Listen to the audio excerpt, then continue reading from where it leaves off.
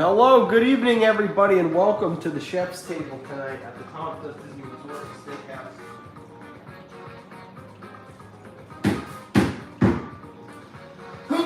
Excuse me. Excuse me again.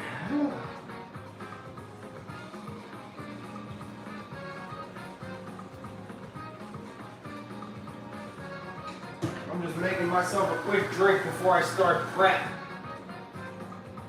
Dinner prep on the way. Way says 18 minutes. Take your time. You're in no rush.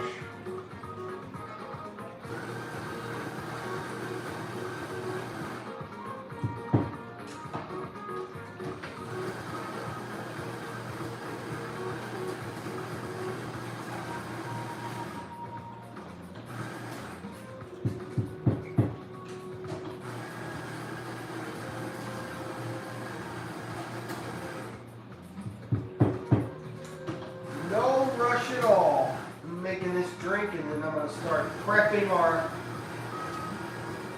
steak meal.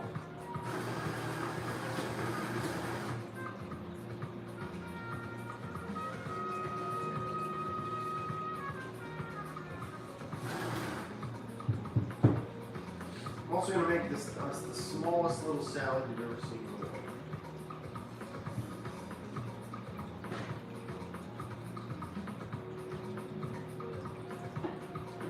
First things first, though, is I'm making a drink. You heard? A little drinky poo. Alright, I gotta start getting my stuff out of here. Prep. Get all my prepping stuff. First this. I also need my old trusty saucepan, wherever the hell that thing is going to. There it is. Oh, reliable. That's not my saucepan. Where's my pan?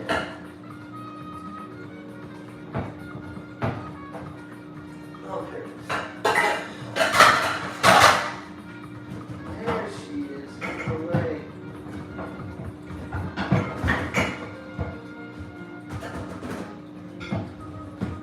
Hidden away. In the depths. My saucepan. Old saucy. Hasn't been used in a minute. It's been a minute.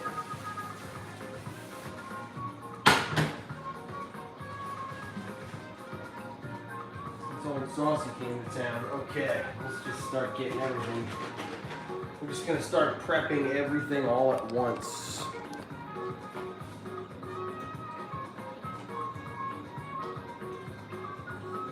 Yes, prep. Prep.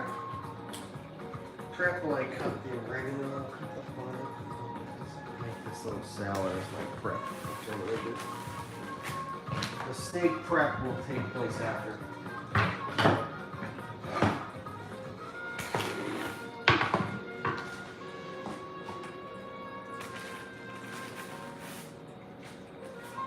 First up, I'm gonna get some lettuce nice and chopped up.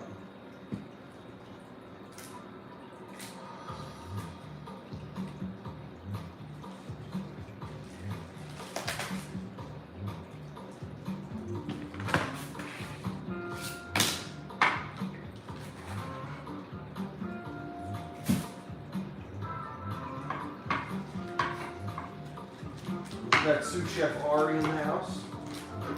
Sous chef Ari doing her thing.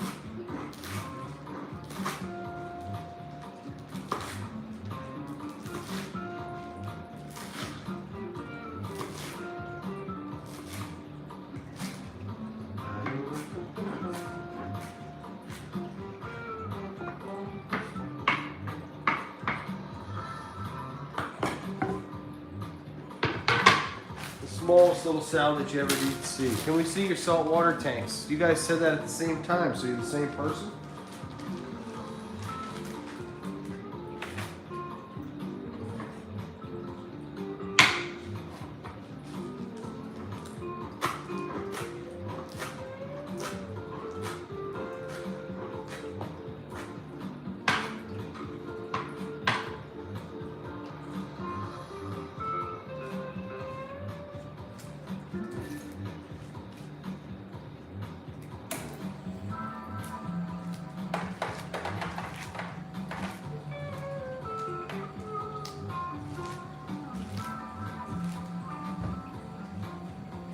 dude said. They both said at the same time, the same thing.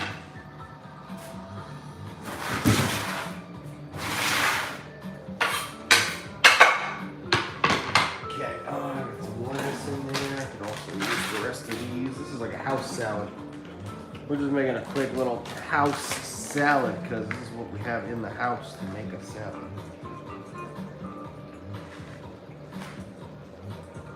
In the house.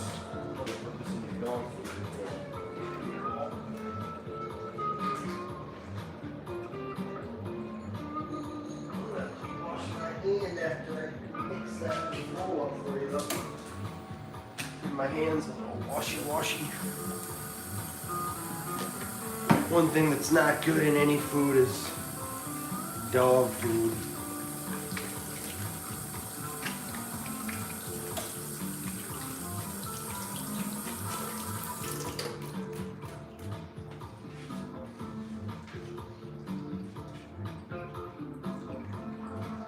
Okay. That's good. Let's get the salad in there. Throw some cheese. Whatever I got is going in. Whatever I got's going in here. Sophie, how are you, friend? Long time no see. Hope life is good. You're happy and things are well. Man, now you're eating all that food, aren't you? It's got bacon in it. There's a little spoiled dog on her. You.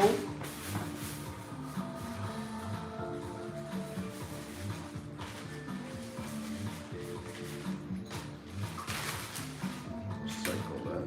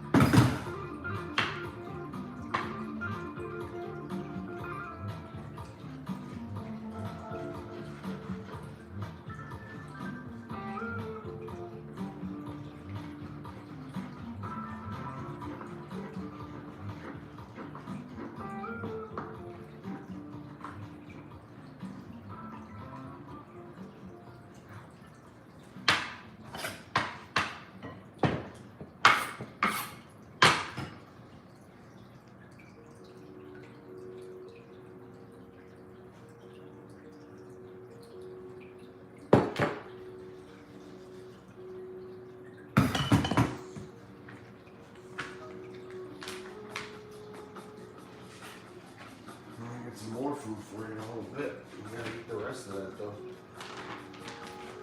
You gotta eat up first, little one. And then you can get all this good stuff.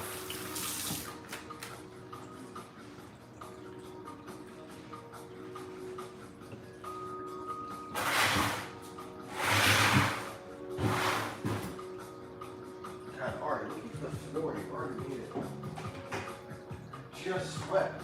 You already got the floor full of all your stuff.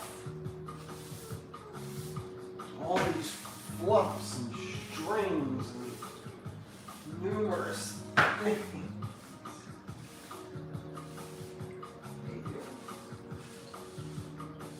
You know where happy stuff.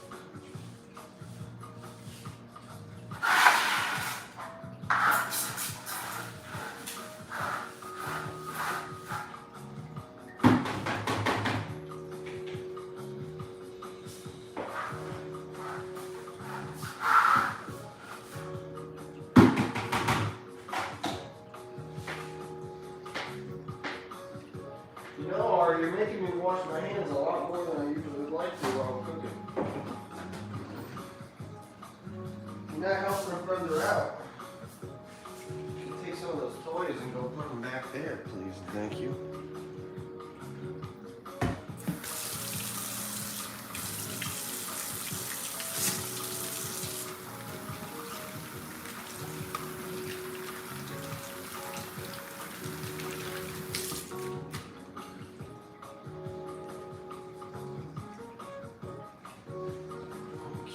salad is prepped, ready to rock.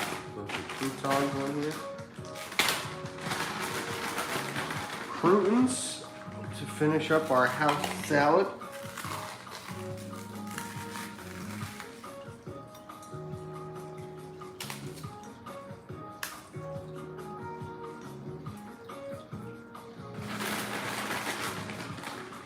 The house. You can always bet on the house salad. Don't forget to bet the house salad.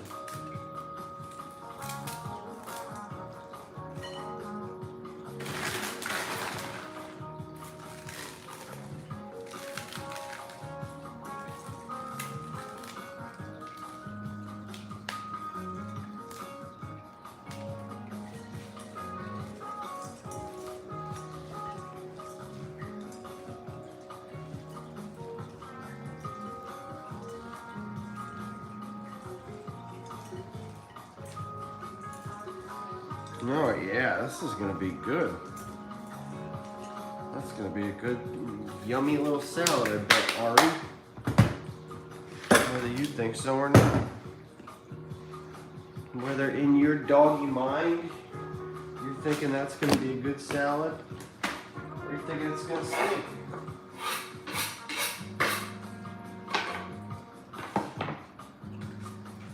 Okay, the one thing I'm going to need tremendous amounts of, as we all know, is the pepper. So I better get to grinding.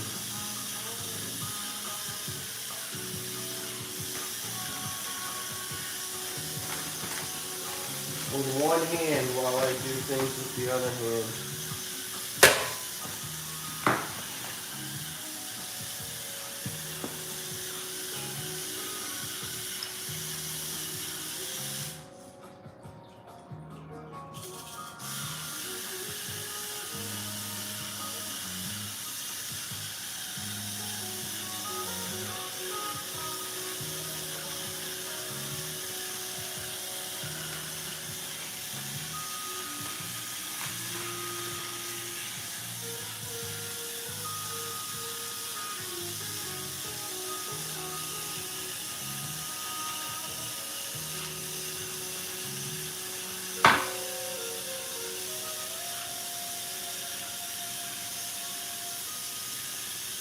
What's up, Ari? What are you doing?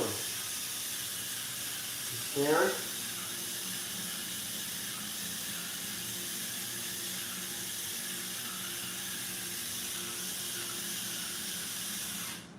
Takes a while to get this right.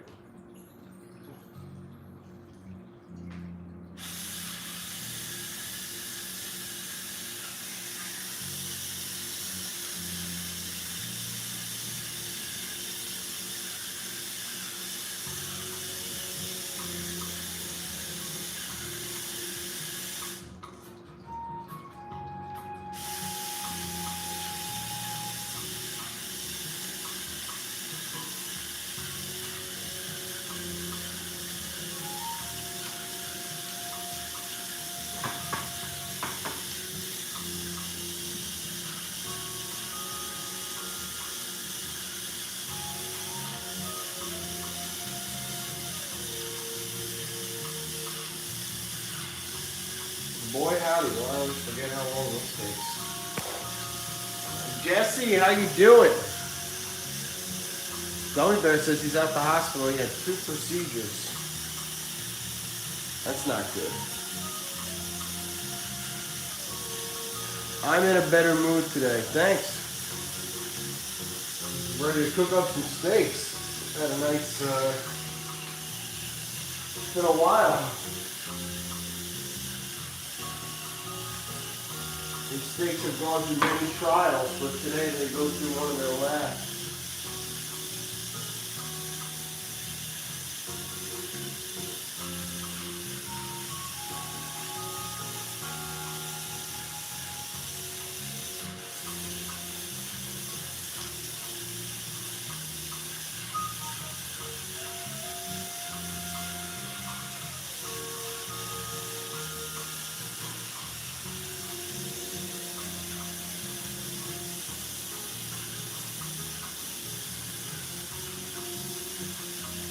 Man, I could have stood around for 30 minutes earlier, probably just grinding pepper. I forgot that I had to do this.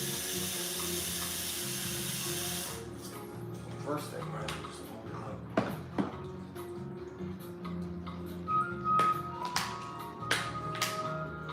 Alright. This one's not open.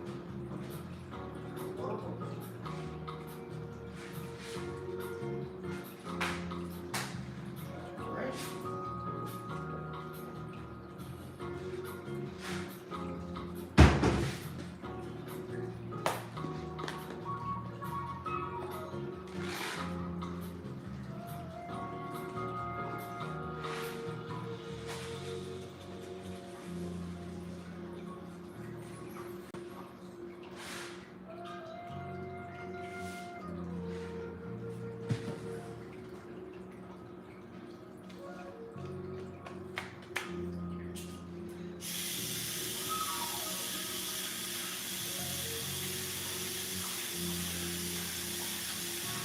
I need to tape this thing down.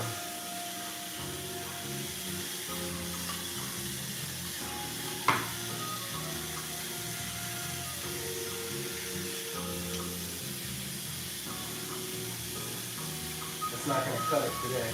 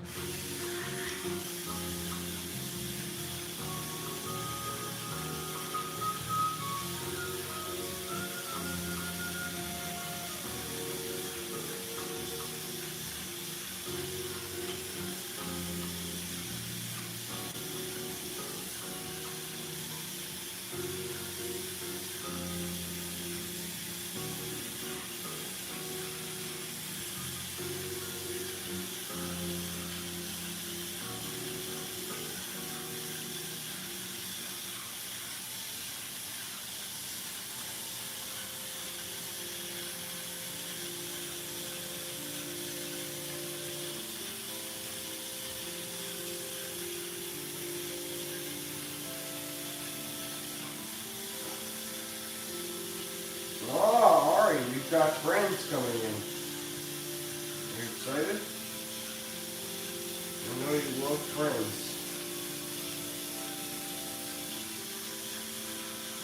Are you excited to meet your friends? Who's going to be your new friend for you? Back up. This is Jeff. Hey, Ari. She's like, yeah, not right away. You gotta say hi to people right away. What's up? What's going on, bud? Good. Right. You had a nice meal last night. Yeah, it was all right. Hey, everybody. Yeah, we want to put you can straight.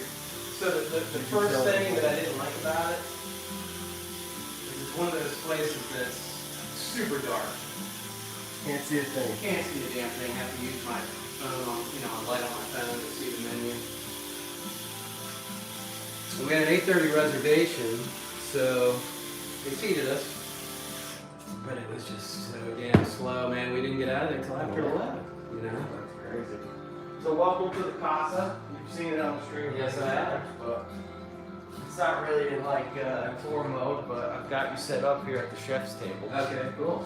Excellent. I've got you set up. I've also got this for you. Salad going? Yeah, man. I got a little salad. I like when you dress. Oh, sweet. Sweet. A box of goodies. Open it. Whatever you want. I think I'll let Molly open it up. Yes, there you go. Happy life, happy life. So what'd you do today? You didn't eat? I took the dog to the park. Okay. And I went and got the ingredients for all this stuff. Nice. And that's about it. We go to the park for a long time usually. Takes her a few hours to get like really kind of run down. Yeah. Isn't that right? come say hi to her at some point. She'll be too curious not to. Yeah. She's how Hey, she baby. is. Come here.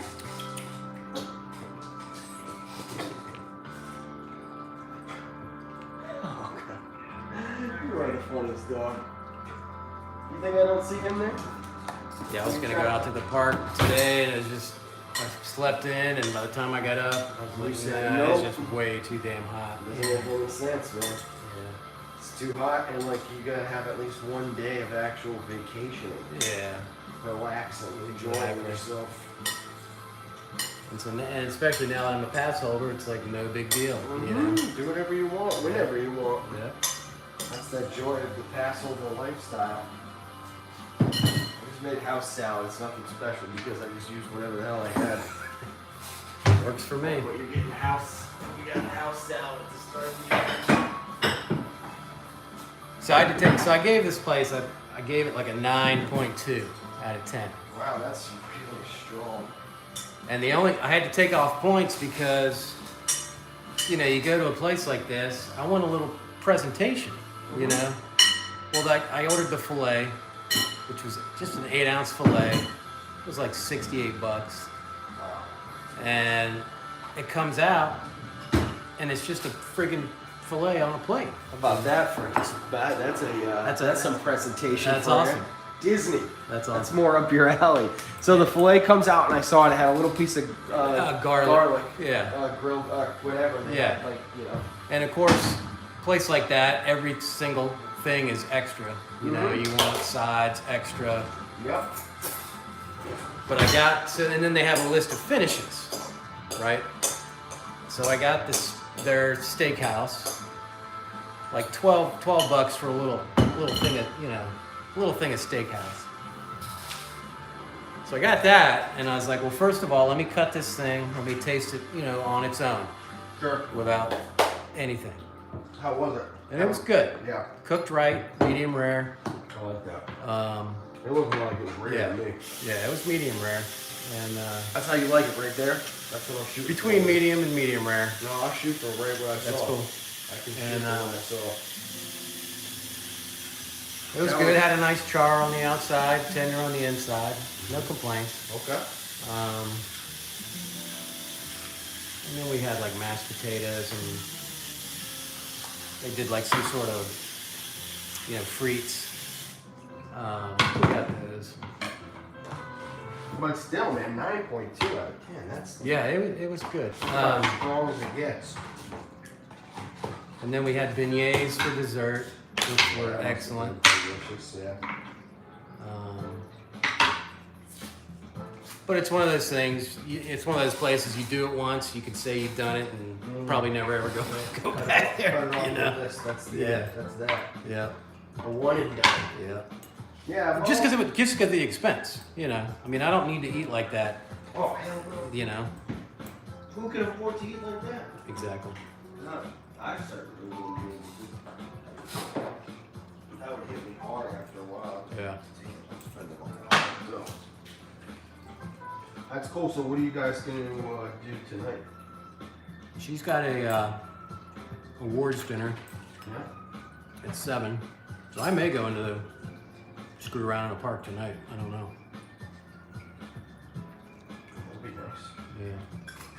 Because it'll be way less, hot. Yeah. The studio's got that fantastic at 10:30. 10:30. Yeah. If you don't mind being up late, Yeah. 10:30, and the park closes at 10, so it's gonna be dead still at that Yeah. show. Yeah. There'll be nobody in there.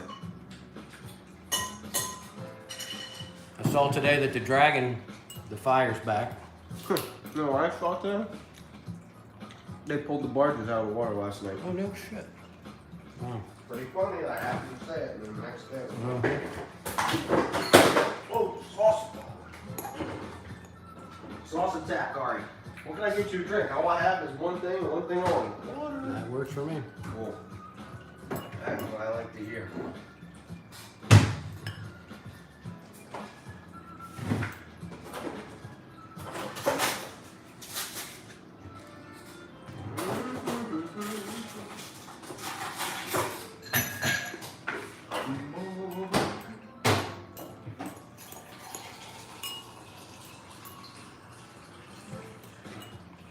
excited, dude. I haven't made these steaks in a while.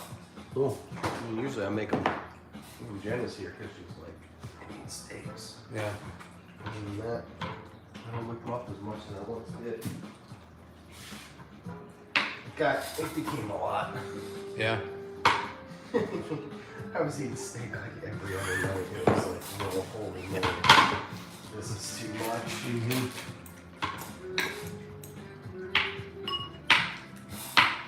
Hey, Dawn. Dawn's in the house. Jeff's at the chef's table right now, just having a nothing burger chef salad. House salad. Very excited to be here. A house salad, yes. Chef Tom going up against Bull and Bear. I know, my steak is gonna be dope though. Salad's just messing around with that. I thought I had the Caesar ingredients. I was like, damn, I'm actually gonna be able to make an okay salad here, but I realized I didn't have the right kind of cheese. Tastes good, man. Croutons. No. It's just anything in the fridge that I can find. How was it? The Hell's Kitchen Challenge was whatever I give you. Salad together. Ari, you're doing pretty good with Jeff. Huh? He's with certain people. Like Pierce, she runs from him. Oh, really? Yeah. Well, because he's like intimidating. Yeah. You know? He's like a big guy. Right. So she just goes like, whoa. Jenna, she's cool with. Mike and Lisa, she's still kind of like, She doesn't know. She doesn't know certain people like how she's supposed to feel about them. How is she supposed to feel?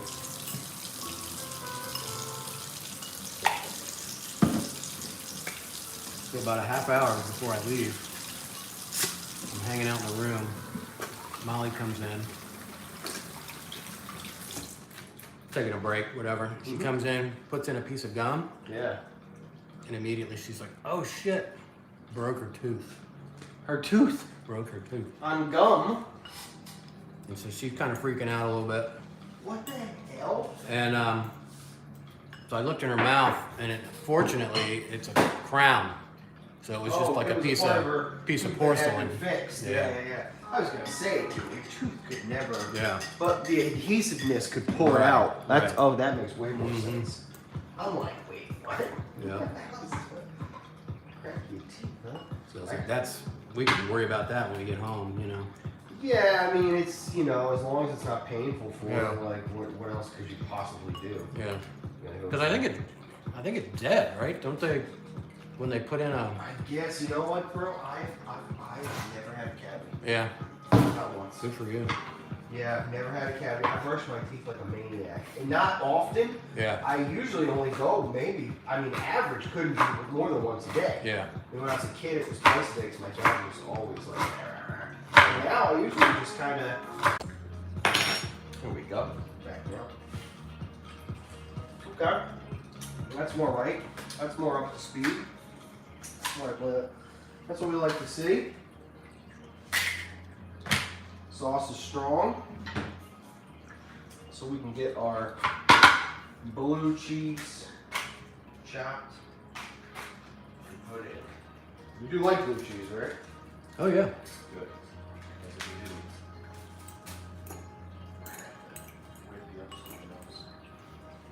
Different sauce. No.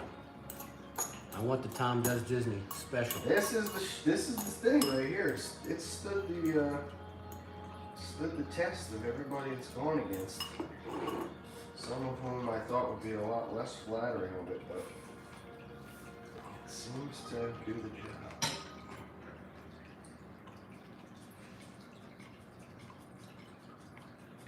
Excellent. Oh, cool. You still got the tree up. Uh-huh. Yeah, buddy. That's awesome. I love that thing. Me and Jenna talk about that thing all the time. We take the little things off and like mess around with them. Yeah, we're funny. Of course, dude.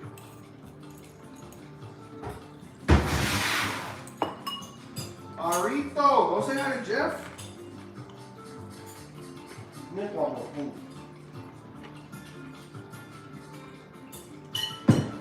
You just want food. Okay, how's my pan? Hot? Yeah. Oh, wow.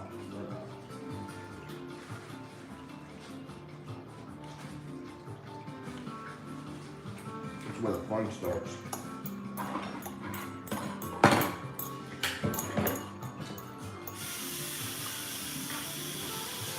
as I continue to break down this pepper into this pile of pepper that I need to do this, and start putting certain things away.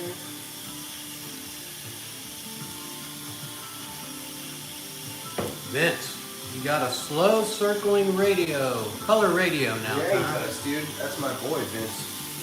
Could I make you my sous chef? Absolutely. Whenever you have, even if you're just watching the chat, just hold that button up there. That's it. Just let it ride.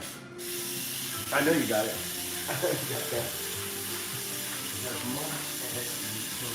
Oh, this is an upgrade from the last time I saw when Well, Pat was having to sit there and hand grind it. I used to make that here. Reaction right here. Sweet.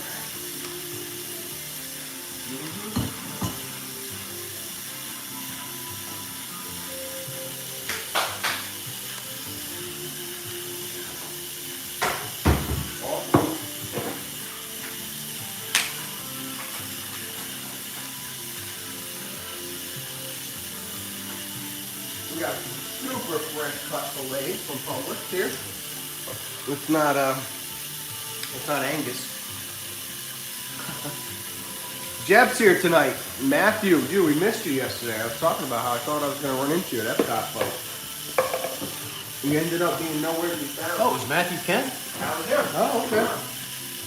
Oh no, Michael Riley. Yeah, that's what it was. Sorry, Matthew. I got it mixed up.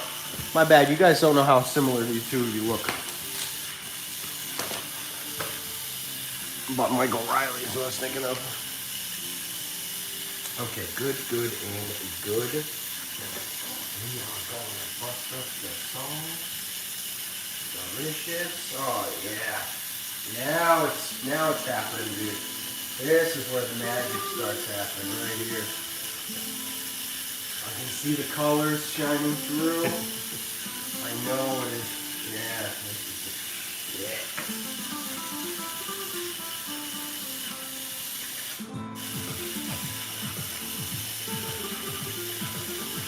So Bull and Bear would be your best Disney restaurant so far? Or is there some place that gets like a 10 out of 10? I mean, honestly, I don't think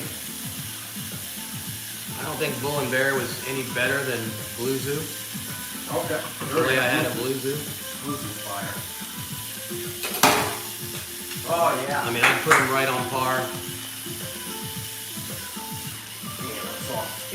And Blue Zoo's probably, their filet's probably $10, $15 cheaper. It is, definitely. It definitely is. That thing is. I looked at the menu for Bull and Bear. Yeah. I was like, oh. Yeah, they had a 2-person tomahawk steak, $180. Yeah. I'm like, get the hell out of here. Yeah, I would have looked at that just for lost. I mean, that's like the STK prices. Yeah. That Delmonico's $90. Right. But it's good. Yeah. I mean, well worth every penny. But on the other hand, I'd rather be like, hey man, let me give you $50 and take that steak raw off your hands and bring it home and cook it like Yeah, right. That's really what I want to do. Dude, thank you very much. I appreciate that assist. Jeff on the sous chef. Assist. Alright, Ari. Here comes your favorite smells. Stream. Here comes your favorite moments. You're gonna sear. Everybody loves to sear. Pan got a lot of love last night in preparation for this sear.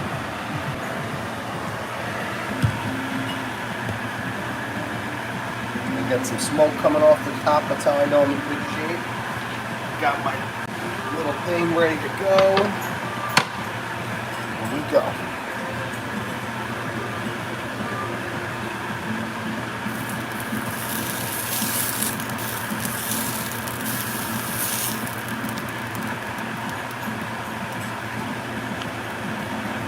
Oh yeah. Yum. I can smell that already.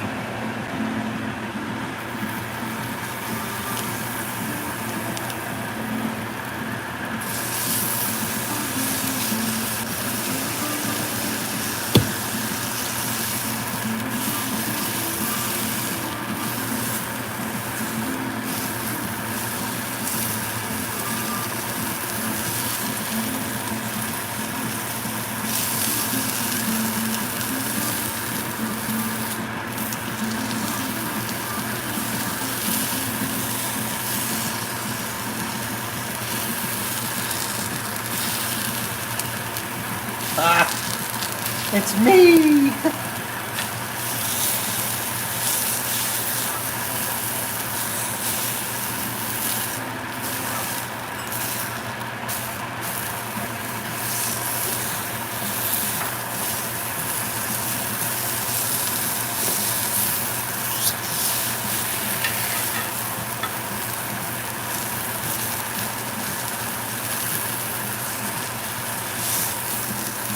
Okay.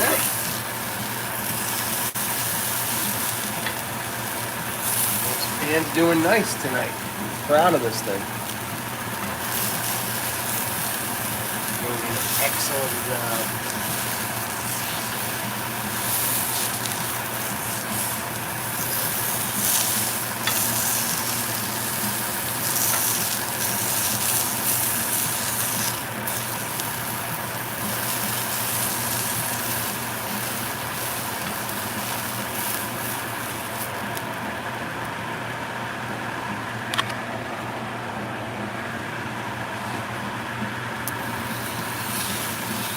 One that's a little more beat is going to be mine, so I'm less concerned with its quality. I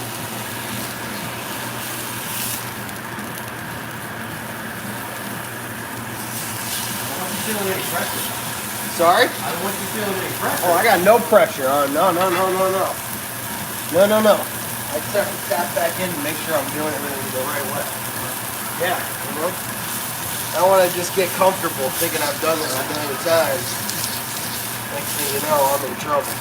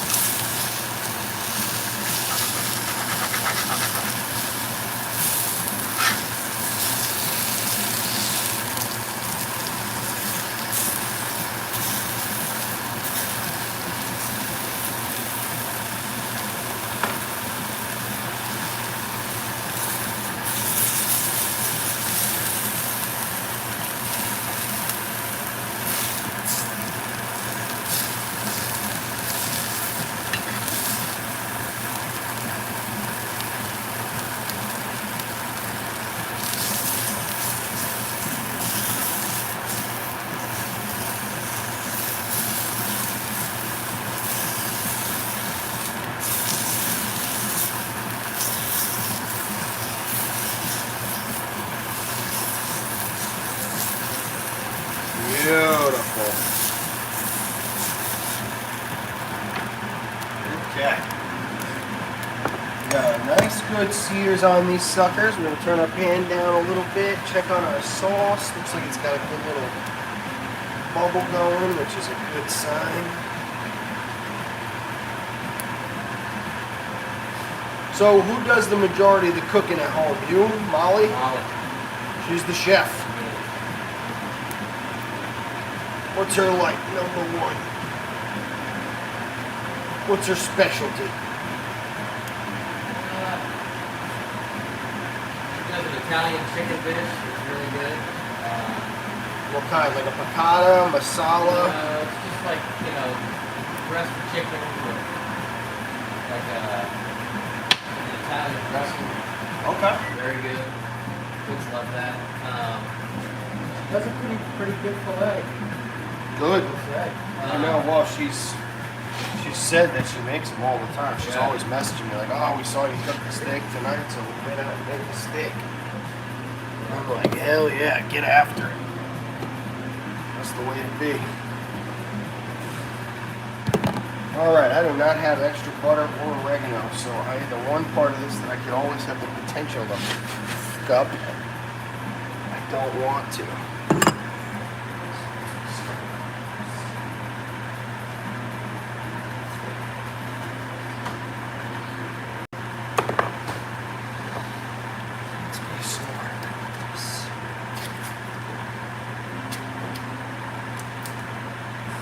Alright, how's your cage? You comfortable? Makes it easy for you in there, you don't have to worry. You're safe. as long as you're in there.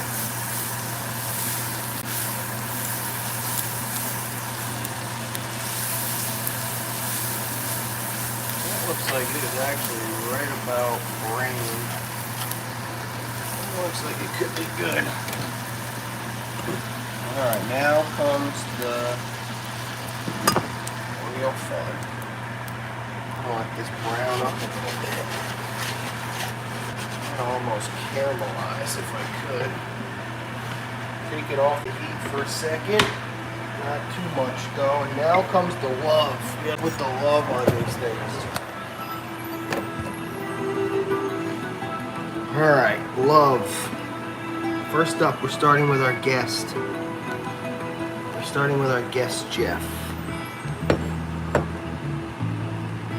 We've got nice, good, petite fillets. I saw the size of the fillet you had last night, and I said I can match that. I can match that thing in size and shape, and I can increase its love.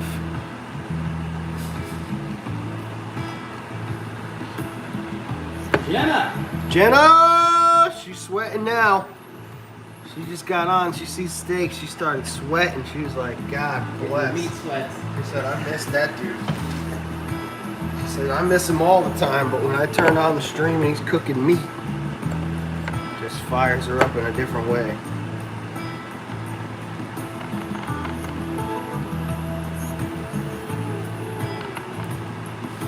Alright, am I happy with this? I think I am. My mongoloid fillet. I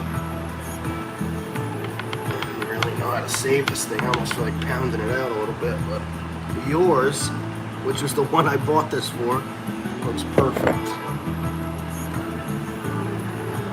A little petite. And this, plus Jeff's delicious. Ari, don't come over here and start licking the floor. You'll be like, woo-wee!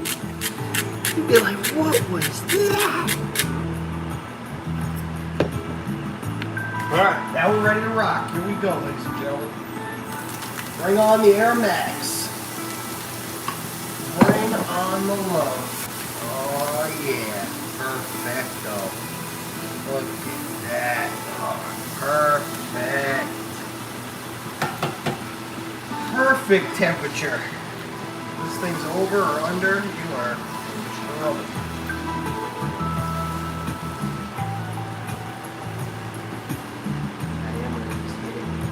Bit of heat.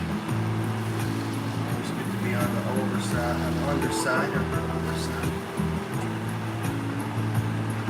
And now we're gonna let these things get love. Here comes the love. So what's going on with the pool? You still got? I got a little bit going on. Holes in the roof. Yeah, and I got a little bit going on with the pool itself. Yeah. Yeah, it's not easy. Not easy to keep the pool. Yeah. I don't use it enough. I mean, I love it. When I want to use it, it's great, but yeah, I've been having algae problem this summer. Can't really get my hands on it completely. Most people just hire a pool person. You got a guy. Yeah, so I used to have like, yeah, but I know I've been taking care of it ever since Alex left. He took care of it for pretty much the whole time he was here. And he had a pool when we were kids growing up, so that's why I had to take care of it in the first place, because I knew he knew what he was doing. Yeah. Me, on the other hand, I knew I'd be lost from the jump. Yeah.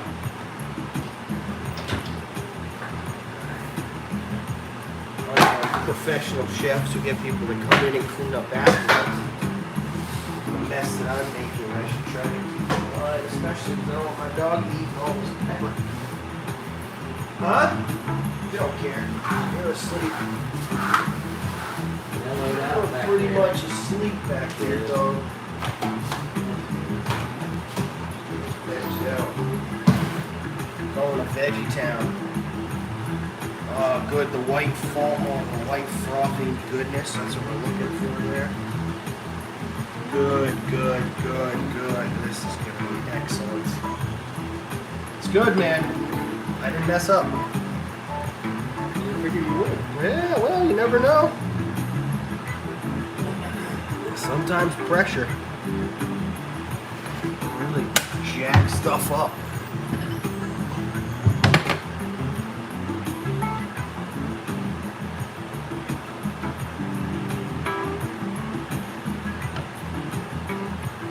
For you this evening, we've got a petite filet with a delicious blue cheese reduction.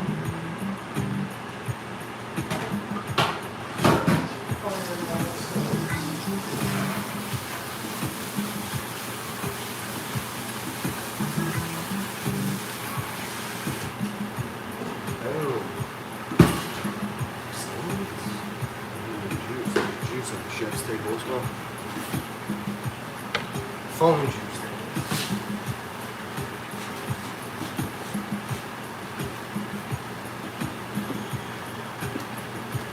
Yeah, I got my tools and everything else. Get it cleaned up.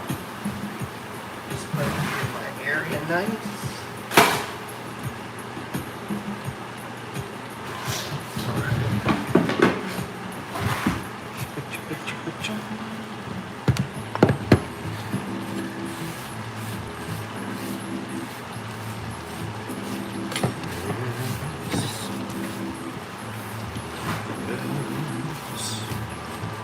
Sweet. Alright, chef's table. How's the view over there? How is the chef's table? Excellent. It's treating you okay? It is. More like the chef's bar top.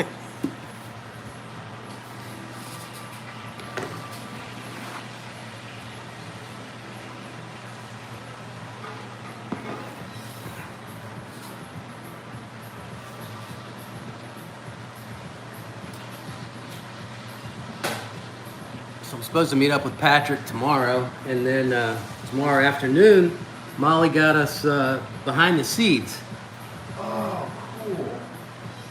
which, That's something I've never done. yeah. So we're pretty excited about that. As you should be. Yeah.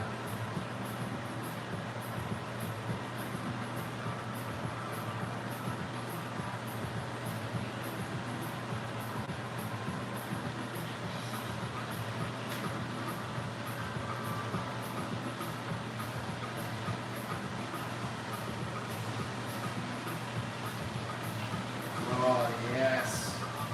Can't tell you how good it is to see this nice frothy butter right here. That's how you know it's getting the right amount of love.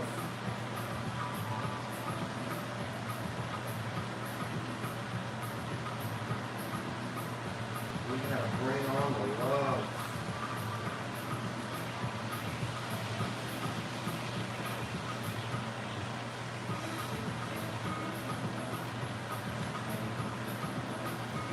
Lindsay.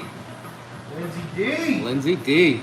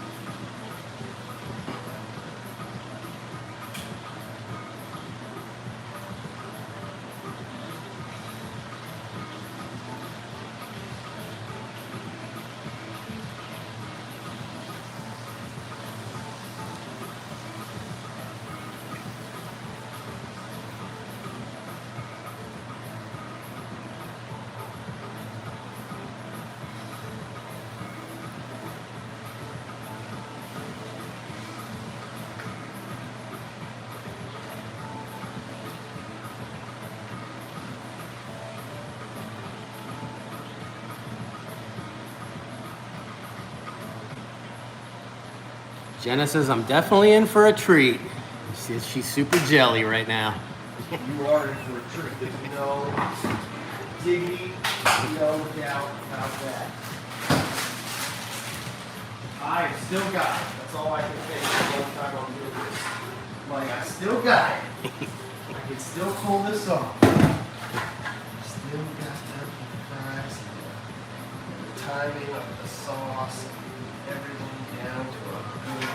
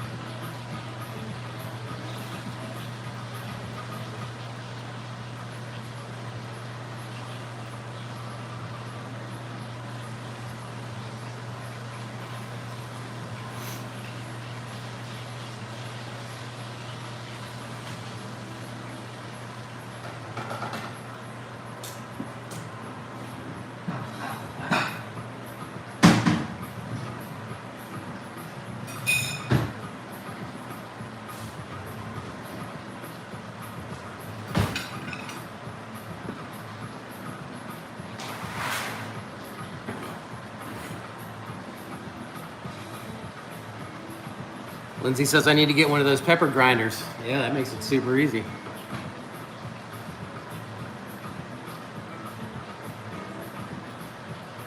Beautiful. Yep. That is beautiful.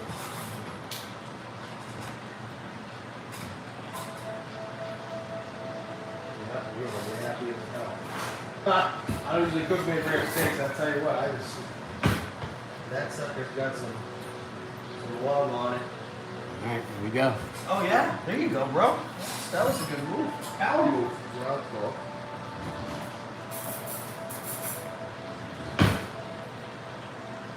That's nice. It's hitting on some kind of cylinder. It is, definitely. If you want. Plain bite.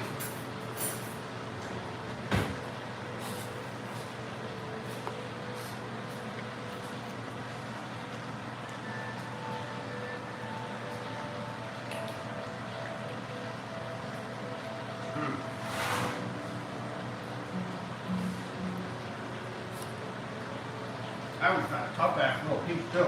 That was pretty good. I thought this one was going to be an edible. Somebody in the chat said it looks like a lot of pepper, and it does look like a lot of pepper, but it's not.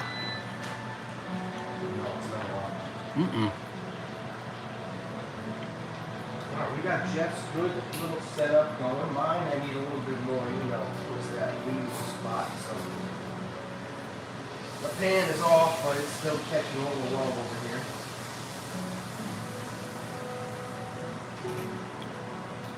We're good. We're waiting on French fries. I'm gonna get my sauce ready for you. Very nice. Very nice. Alright, let's see, buddy. You gotta get the whole You gotta get the whole setup. Not the beat up piece of steak. You got that big beautiful for it.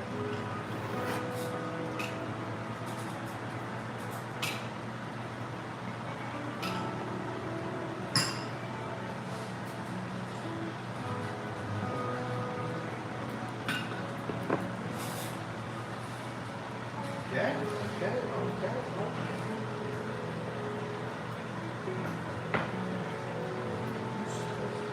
Fry for a couple more minutes. It's excellent. In the meantime, I'm going to finally finish up my drink. All right.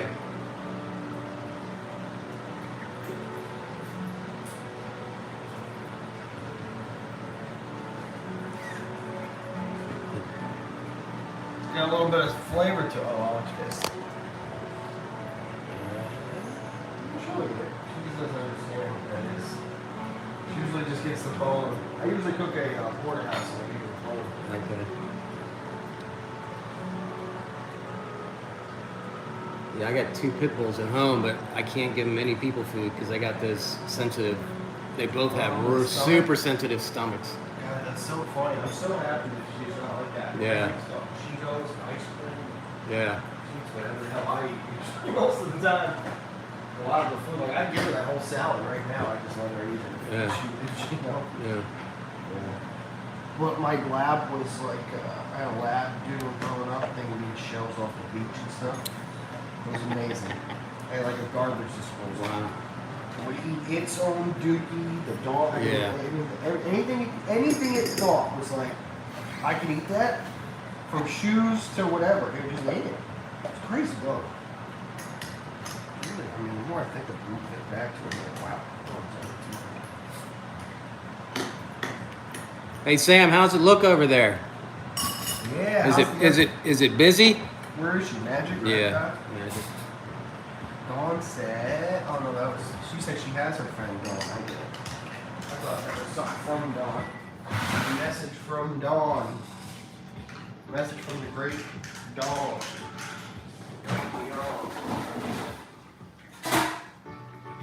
my fries are almost good. My fries are almost good.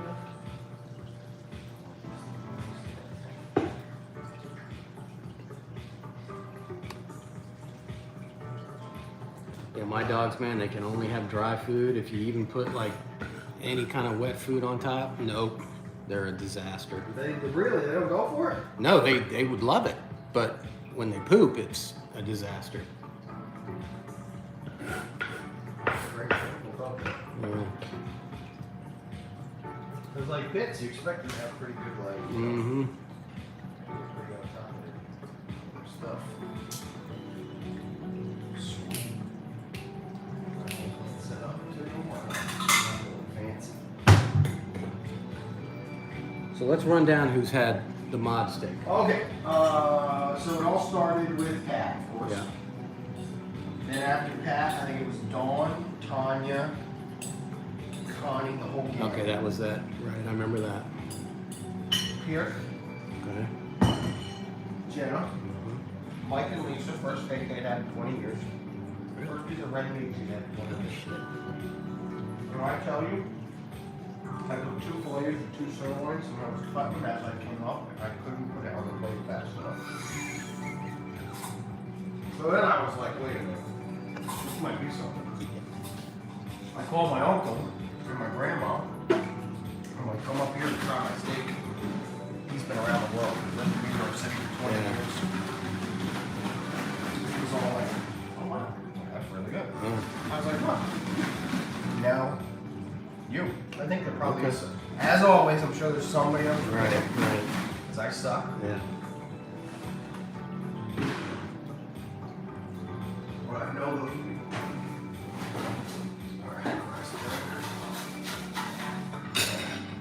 Game fries are done.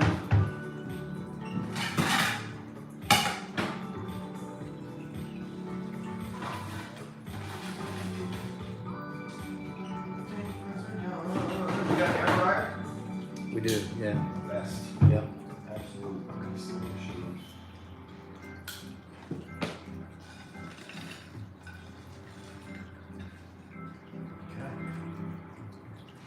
Alright, sir, the moment of truth has arrived. Your steak is the next one. Ready to cut. Here we go. Ari? What do you think? Pretty good to me. It's nice and good.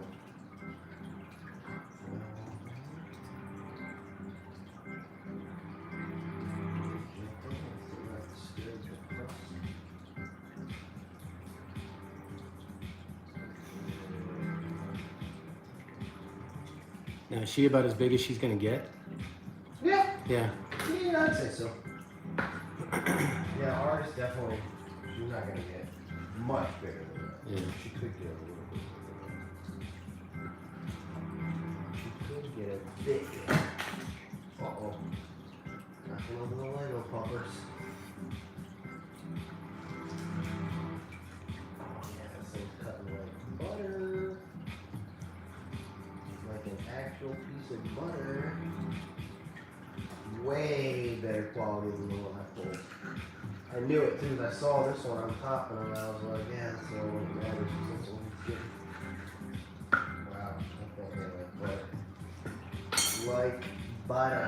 Alright, I guess I can just love this thing. I want to keep it nice and crispy.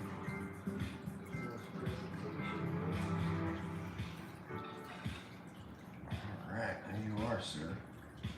Beautiful. I am passing this off as your mod steak, sir. Ladies and gentlemen, Jeff's mod steak. Excellent. After many, many months of waiting, Yes. has arrived. Cheers to you. Enjoy it at your Thank you, pleasure sir. as I dive into this over here. Thank you, sir. Oh, yeah. Oh, your piece is ridiculous. Oh my god, I just take the end cap of it, and like butter. The whole thing. Cut like butter. Mine, cut like a shoe. Anyway, sure, I pulled it out the package. Damn. Wow, that was good. So for me, in my opinion, it's the full bite. It's like, you know, a slice of that steak with one fry and a little bit of that sauce on Okay. it. Creates some perfect harmony. The fifth harmony. What about you, Ari-san? You want another little piece? I'll give you that.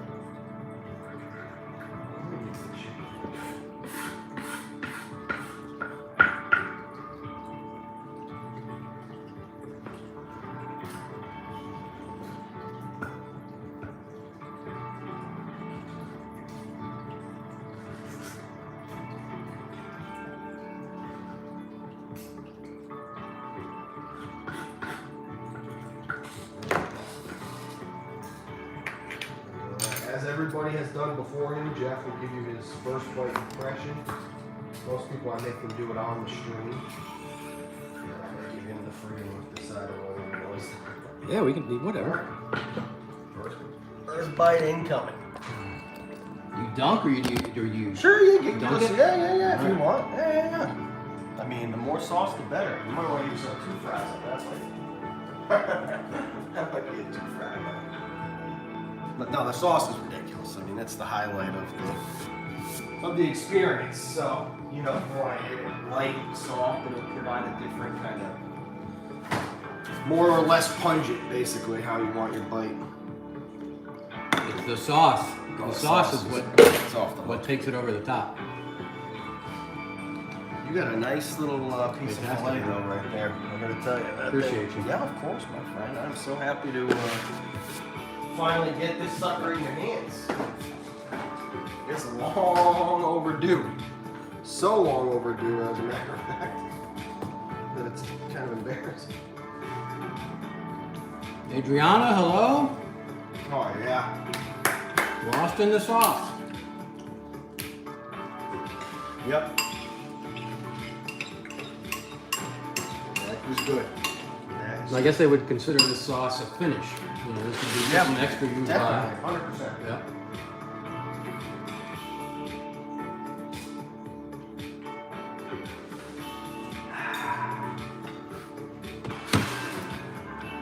Fantastic.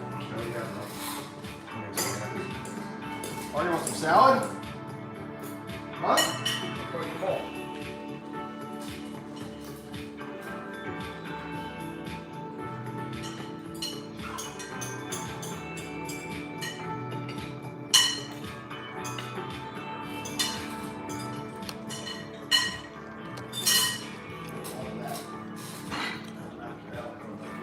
I read about this dog. It's the oldest dog in the world. It's like 22 human years old. Or 25 or something crazy. And Portugal. So they're asking the guy, like, you know, why does the dog live so long? He goes, he eats human food. Yeah. So he eats what I eat. That's what. Yeah. And I was thinking to myself, I man, heard that. I wonder how much like truth there is to that. Like I don't want to, you know, be overfeeding her with kibble if it's really not that great for him. Right. But on the other hand, I tried to feed her normal for a week. Hard.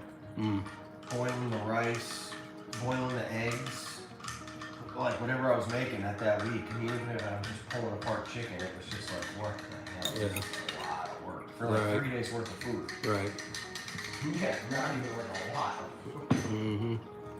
To make a week's worth of it would cost you so much, first of all. I don't even know how people can afford it. Right. That whole bag of dog food right there lasts for like 3 months and it costs, you know, like Yeah. Oh yeah. $60. Mm-hmm. Oh yeah. I am so very happy with this. I've worn myself down on it. I've eaten so much, but I still appreciate it. I definitely appreciate it. Yeah. It's still got the right flavor. This sauce, man. I should start making it. Just putting it on there. Blue cheese sauce on everything. Why are you so obsessed with seeing the saltwater fish tank? This guy's asked me 1,000 times. Lots to build out tank. That thing's a little. It looks like that because I'm trying to cook that rock.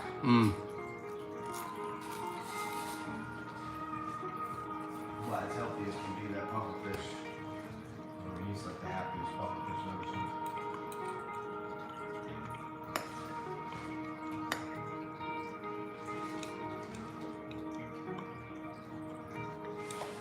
Oh yeah. What do you think, huh? Oh, you ate that whole bowl salad already? Oh. Holy God. Hey, house. You just housed that whole thing. You like more? You got more? You need more? I'm gonna make up some brownies tonight. I was like, as I was walking around, I said, I think I have brownie mix. And it's 5 o'clock somewhere. Dump out this bottle. Oh, you're licking the bowl to show me that you want more.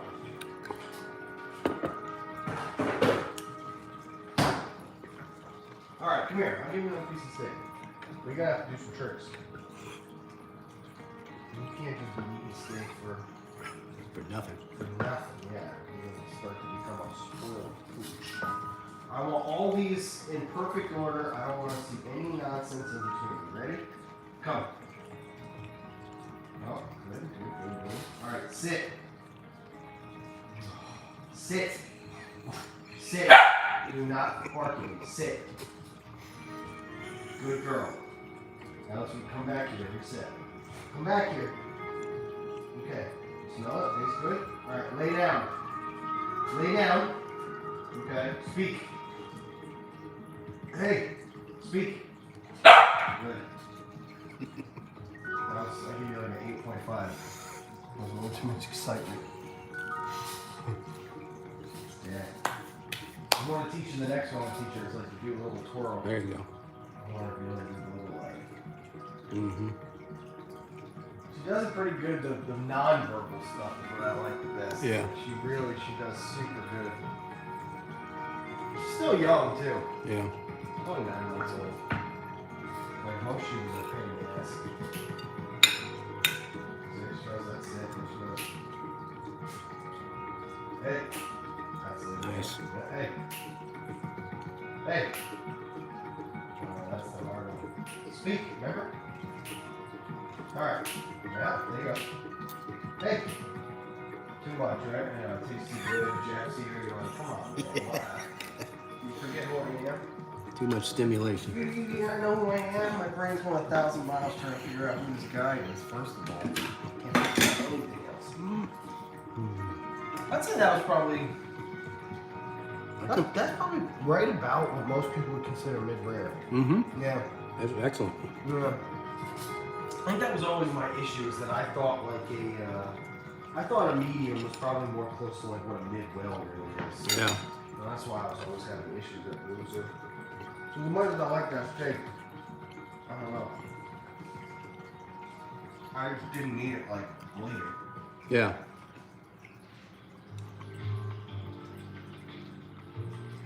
Really, there's no meat that I eat. I usually ask for medium rare. I mean, I like a medium, you know, Yep. but medium, there's so much variance in that. I know, it's you what know. people think it is. Right. Like I think this is a medium. You know, what you have is you see the difference in that there is none of this kind of coloration, but all this coloration. Yeah. I think that's where you start to get in. And then once that stuff starts to go away, you more get into that well done. Right. But yeah, mid-rare is I think what most people should just get taught how to cook. Because you can always just bring it back. Right. That's the best part about being a chef. Mm-hmm. You just undercook it every time. That way. And I never understood. I mean, there's people out there that like them well done, and I'm like, you're just ruining a good piece of meat. Yep.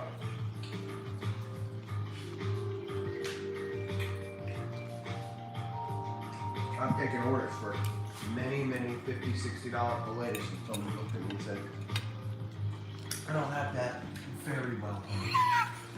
Hey, old ladies would be like, yeah, I'll take the medallion. I'm like, okay, you know, that's $58 on our menu. And she'll go, and I'll have it butterflied. Well done. I'm like, so you want 2 hamburger patties is what you're asking me for? And you want to pay $30 for each one of them? Mm-hmm. Okay. Sure, sounds good.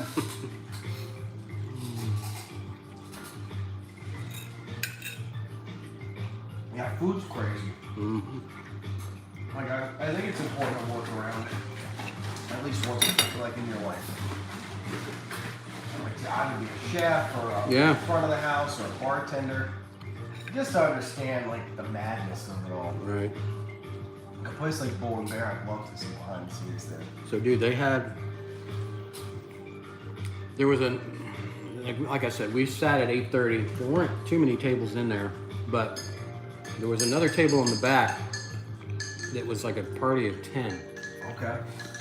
And when their food came out, I shit you not, they had 10 runners coming out from the kitchen. Everybody had their own runner. Yeah. That's sick. That is awesome. I love that. Yeah. That is very cool. I love that. Yeah, everybody got their food at once. Mhm. That's rad. I miss those kind of places. I'll have to check that footage out. Yeah. I saw they got a couple things on that video that look like they interest me that weren't steak. Yeah. Molly got the veal, Yeah, I like veal. and she loved it. She didn't know she liked it. I was like, really? You're gonna order that? Because most people either love it or they hate it, you know? Especially, you know, if it's not something you eat a lot of. There's really only a couple ways you can do veal, right? You can do it as a medallion, or you can do it as like Parmesan. Yeah. Like pound it out. A schnitzel. Veal schnitzel or something. Yes, Dawn, Jeff said why don't you give it just a rating? But be real about it in terms of all food, not just me. It's every bit as good as what I had last night, but the sauce, Just good different ways, yeah. the sauce The kicks it sauce up. is kicking it up. Absolutely.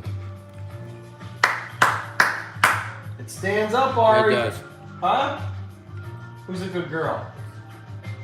I'm gonna make you one of these nights. Very, very far in the future. Hey, she's so chill. Well, I love it. It's because, honestly, Jenna, if she's in here, will be the first person to tell you that. This is crazy for her to be laying here like this, and for you to be sitting at that bar.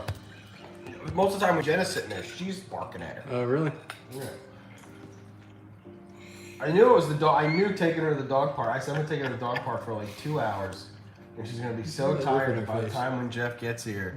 She's not even gonna know like what. She kind of barked a little bit when you got in, but now she's just like whatever. Yeah, she's cool. She's a lot of fun.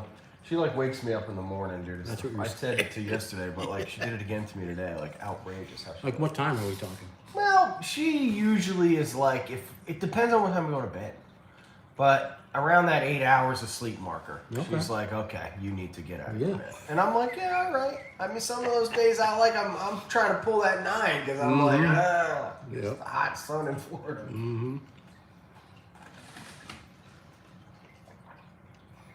Ari, you're the best. You're just so chill. Do you hear that? Kind of kicking back. You're the best. How relaxed are you? You're not barking at anybody. You ate some steak. You got a nice full belly of salad that you scarfed down in about 3 seconds.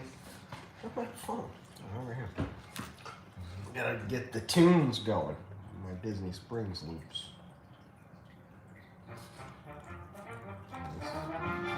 California Adventure. Oh, dude, what the hell? That's the silly Dude, this guy. come on, man. You kidding me? The least I could do. You're outrageous. Considering what we paid last night, shit, that's a drop in the bucket. Oh man, still though. That was super nice. Guys, Jeff is the first person. Jeff was the first person ever paid for the chef's table directly. Some people have gone with me to get the ingredients and they've forced their card down onto the reader. Mike, Lisa, Jenna, Pat. I think Dawn actually got all the steaks too, her night too. Dawn provided all the ingredients. I got the blue cheese and certain things that I knew I had to grab the right one, but she grabbed the steaks.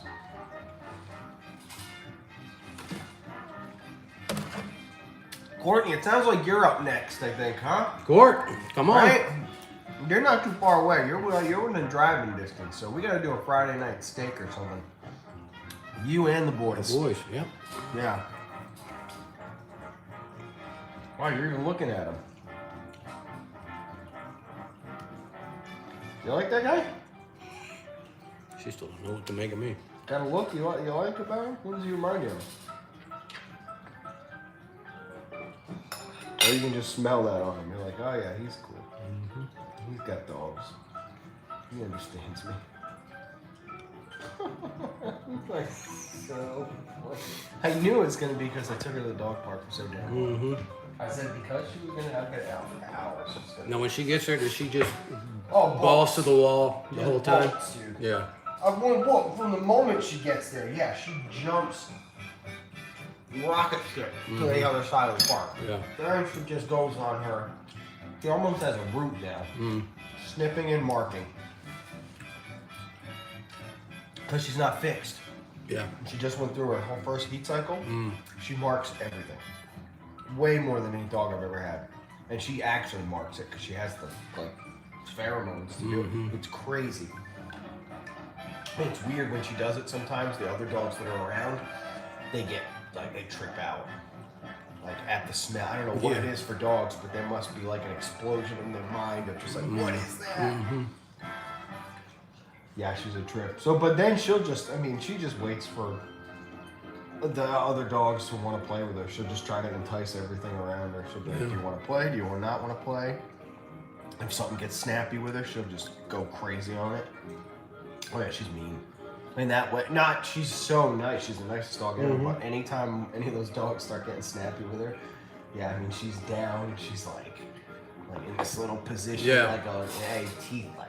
Yeah, that's awesome. Oh, she's hilarious. Yeah, let them know. Oh, totally lets them know. Yeah, like you're not gonna push me around. Yeah, this is funny. You're funny, right? You like your baby Yoda bed.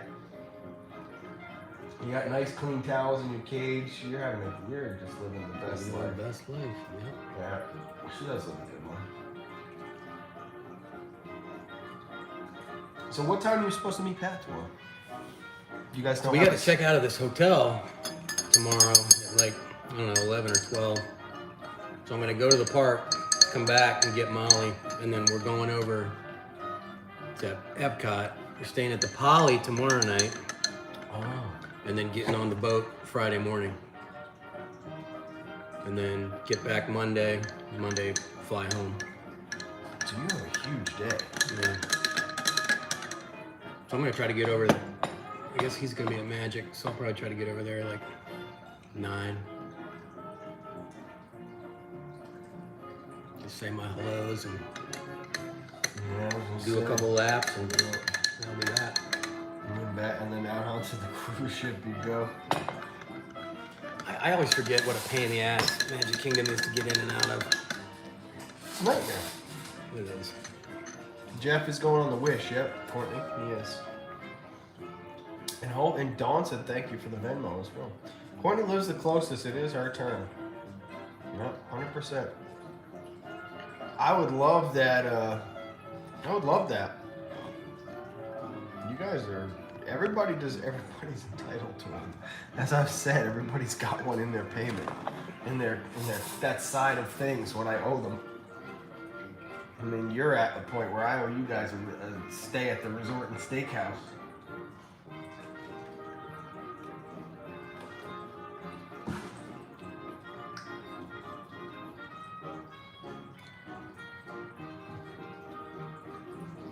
Devora! Hi, Divorce. What's up? Not around him a lot anymore. She's busy. She's busy.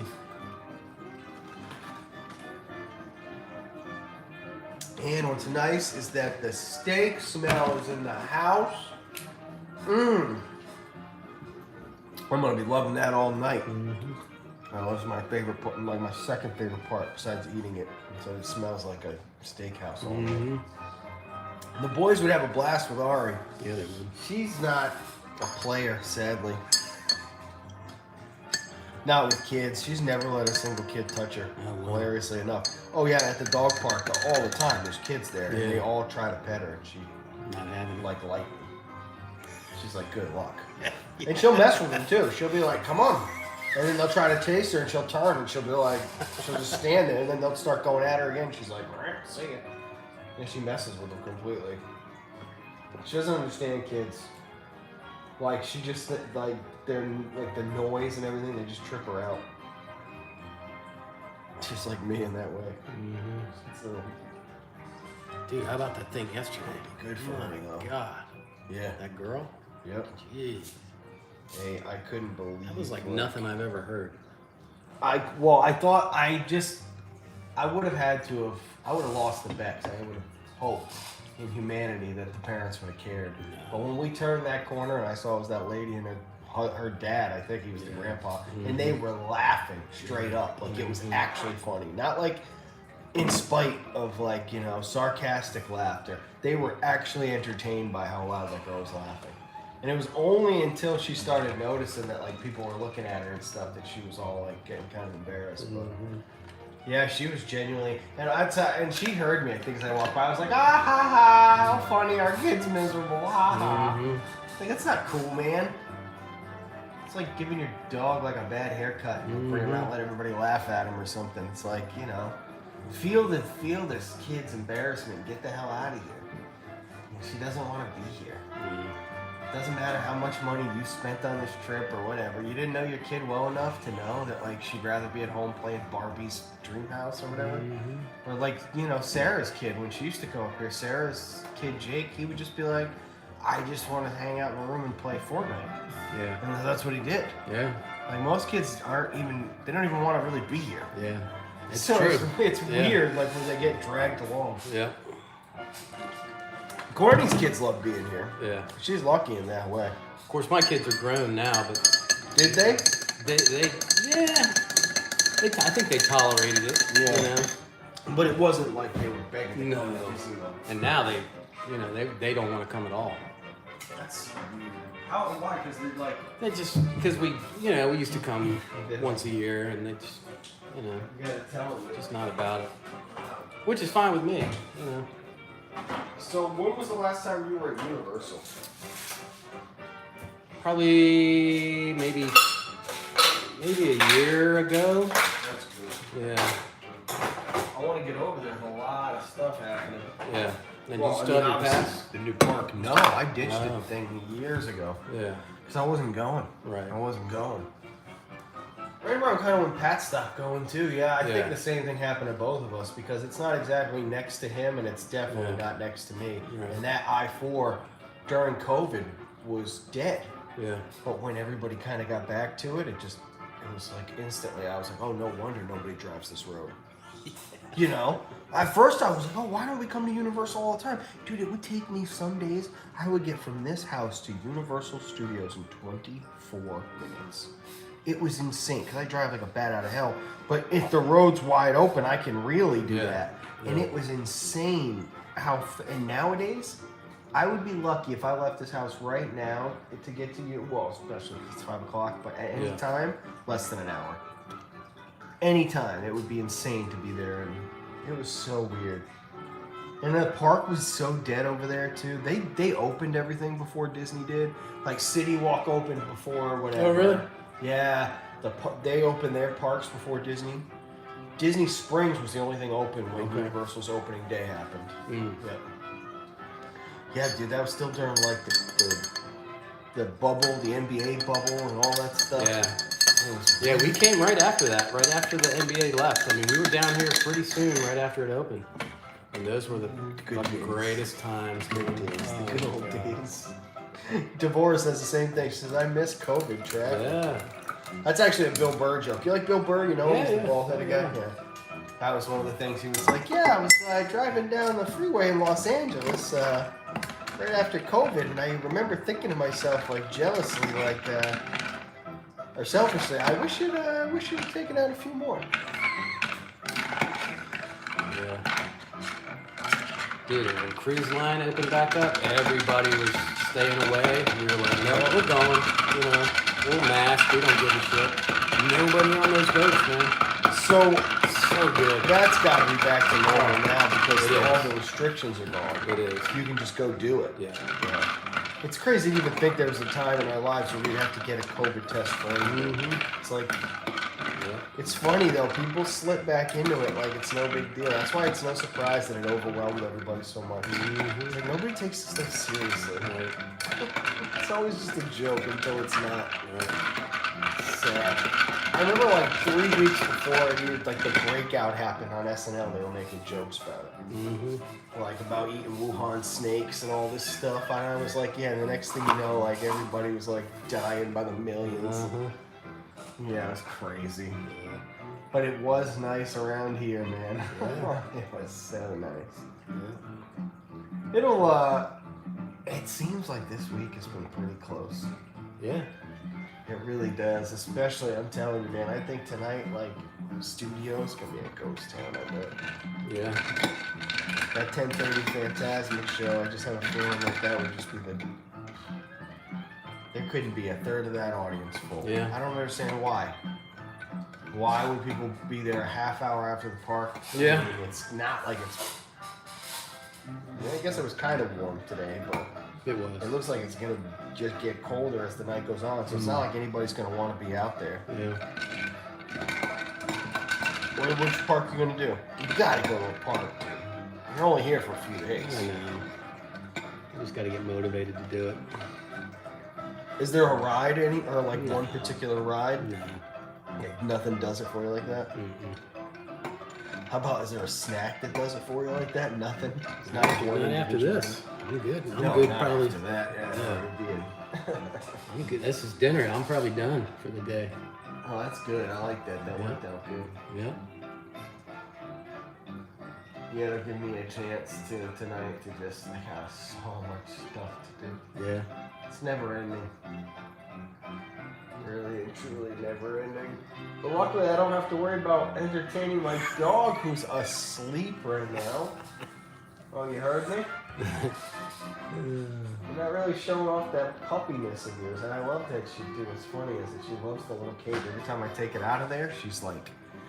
So at first she didn't want to... She was always in the small one, and then I gave her the big one, and she didn't want to be in the big one because she was like... Felt and I put the more small one secure in the there, and small she's still just... Yeah. That's just where she goes to. She loves that small cage. Like you said, it must make her feel secure. Yeah. Nothing can get at her. Like, who are you worried about? So what's your hat? The guy said something to you yesterday about it. He was like... Stars. Hockey. Yeah. Hockey Oh, okay. team. That's cool. You a hockey guy? That's your sport? I am. I'm a hockey guy. Has that always been your team? It has. They used to be in Minnesota. They were the Minnesota North Stars. Then they moved to Dallas. Oh, yeah, I remember that. So I just kind of moved with them. Stars, Yeah. Obviously, being from my neck of the woods, it was all just Bruins, Right. Bruins. Right. Bobby Orr. Yeah. But I'm a baseball guy too. I'll sit down and watch baseball, especially now that they've kind of fixed the. Yep. I know the They used to be- timers and right. everything are like Yeah. so much better. Yeah, that's freaking Huge. baseball Yeah. games just going forever. Uh-huh. Divorces. We went to WDW in August 2020, and that was the once in a lifetime experience. Yeah, I was there opening day. I'll never forget how quiet it was. It was so weird.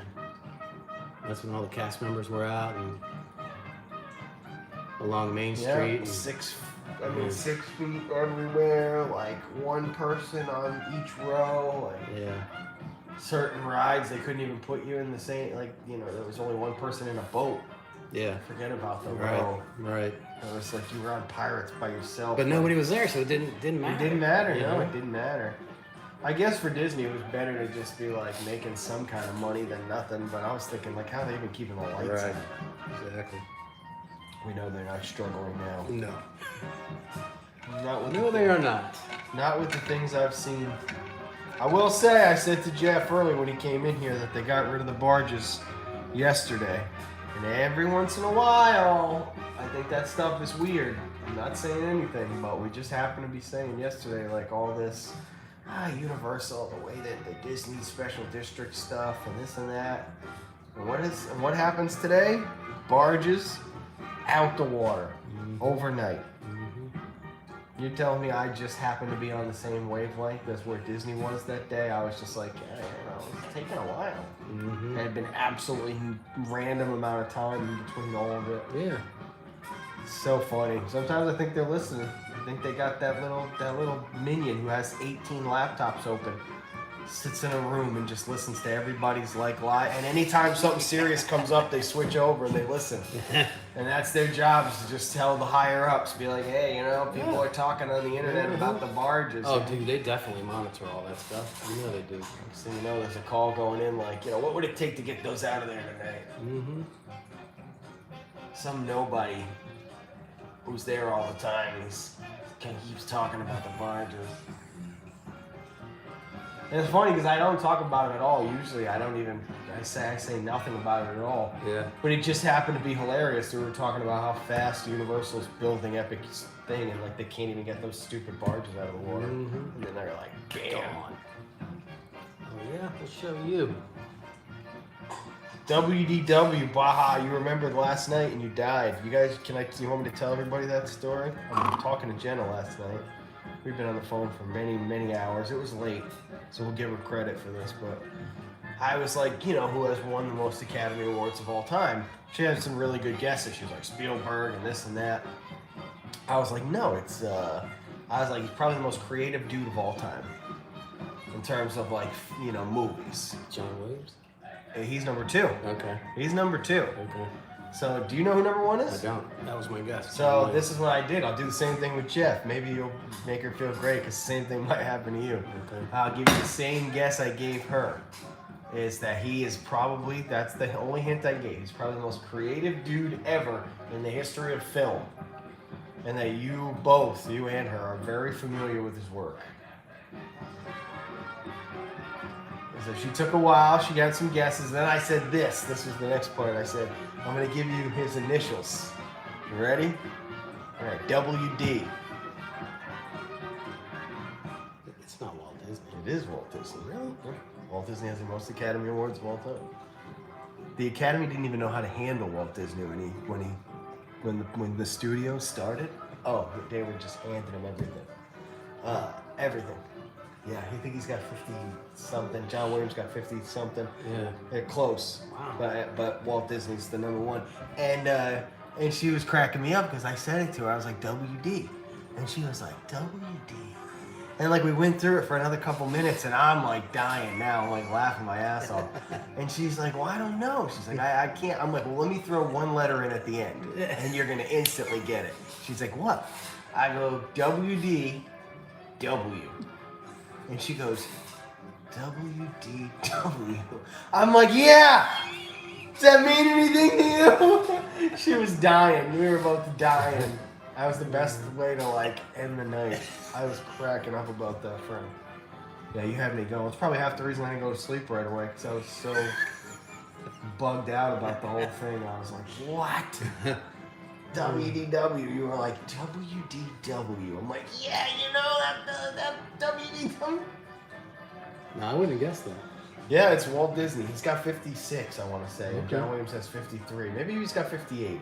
I'm going to find out right now what the numbers are. John Williams, might catch him. Oh, well, that's the part I was asking her about. I was like, you think he'll catch him? Yeah. He'd have to do something big, though. Yeah. Because his days of those kind of movies, he worked with Spielberg, got him most of that stuff. Original scores for E.T., Schindler's List, Jay Park, just so many on the backs of Spielberg and George Lucas. Right. But we'll see. It'd be cool. I hope he doesn't. He's still working, right? I hope he doesn't. Yeah. Because really, Walt deserves to probably hold that title forever. Right. Yeah, Walt Disney Academy Awards.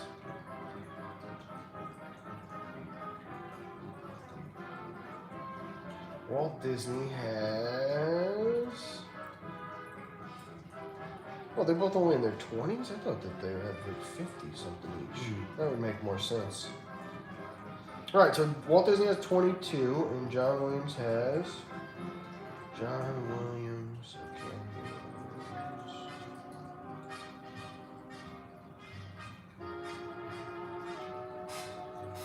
Oh, nominations. Oh, so let's see about most Academy Awards. Walt Disney, the record holder for the most Academy Awards, won at 22. But John Williams, the reason I was thinking 53 is he's been nominated 53 times. Yeah, okay, I get it. Yep, that makes sense.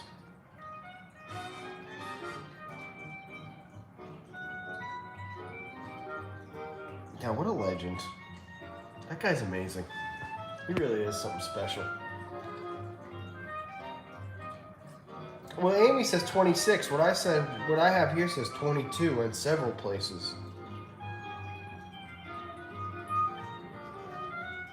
I mean, including his general Wikipedia page. Holds the records for most Academy Awards earned and nominations by an individual. having won 22 Oscars from 59 nominations.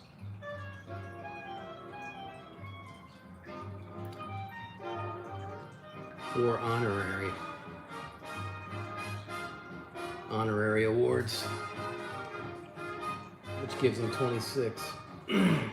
Huh. Do you count the honorary ones? I guess you have to. Yeah, because they're 4 of them are honorary. Yeah.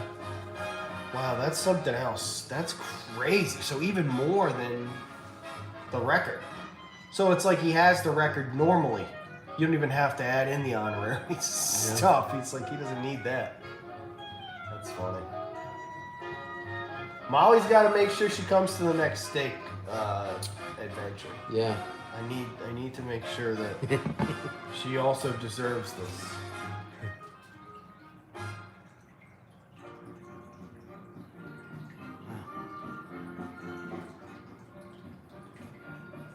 Yeah, Sam's been magic all day. She's still out there. It's crazy. It's probably the longest park day Sam's had in a long time. It is hot too, man. Yeah, hell yeah. Hell yeah. It was way hot earlier today too. She got her TikTok friends with her. Mm-hmm. TikTok. Watch out now. Riding Tron. I haven't been on since opening day. Or whatever, the soft opening. You got on it? I didn't do opening day. I did the soft You opening. did? Yeah, Okay. me and Jenna one day. I waited a while too. Yeah. Mine took us an hour. I really don't even remember it Yeah. in that way. Like once you get inside, I can't even really remember what the story was. Yeah. I remember the bikes were on the walls and you were chasing them, but I don't really remember the scene. It's like Rock and Roller Coaster. I can picture the signs and Yeah, yeah, oh yeah. I gotta go on it more. Yeah, I'm not that. I mean, I'll ride it, but I'm not gonna go out of my way to get on it. Certainly not gonna pay for it. No way. Not worth that. Other than the fact that you can just pick what time you want to ride it. That's the nice part about paying for it. Yeah. But just like everything, at some point, it'll just go back to normal. Remember when Rise was what it was, and then the other night it had a 10-minute wait? Yeah. You know? You just gotta give it time, and eventually everything dies off. I bet you Velocicoaster nowadays is like a half a walk-on. I bet you. I really do. I bet you it's not I still haven't even... been on that. Oh, just so primal. It's the best damn ride. Yeah. Tom, have I seen Guardians 3? I need to go. I gotta go this weekend, probably. Saturday or something like that. I think it'd be a good day for me. I want to see it. I didn't see Ant-Man yet. That's what's been holding me back. I'm over it. I've heard nothing good about that. Yeah, I'm over the MCU completely. The shows all sucked, and She-Hulk had me.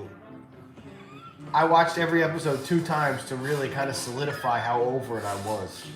I was like, I really hate this now, don't I? Yeah. That's crazy. Because I used to live for it. It was so weird. I remember that if you had asked me 8 years ago or something, before all this had happened, like, Tom, what's like the most important thing in your life? I would have been like, I hope I don't, like, nothing happens to me before the end of the Marvel Cinematic Universe. Now, it could all burn in flames and I'd be fine. Yeah. It's like Star Wars. Everything just can't stay good. Or Lord of the Rings, too. That show was garbage. Everything, Harry Potter, they're bringing it back. Right. Like, come on. Why does everything have to get bastardized? I know. The fandom. Nobody respects the fandom anymore. Mm-hmm.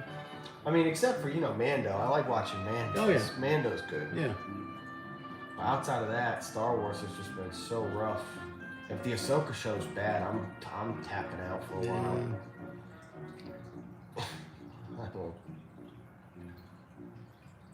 And a lot of Disney movies I haven't seen either. I haven't seen Encanto yet. I saw it. It was okay? Yeah, it's just not really for me. Really? How about Coco? Love Coco. Me too. What about Moana? Love Moana. Yeah, so, alright. So it doesn't have that, vibe. That's interesting. Wow, I wonder why it got so popular, man. And then Molly really liked the, I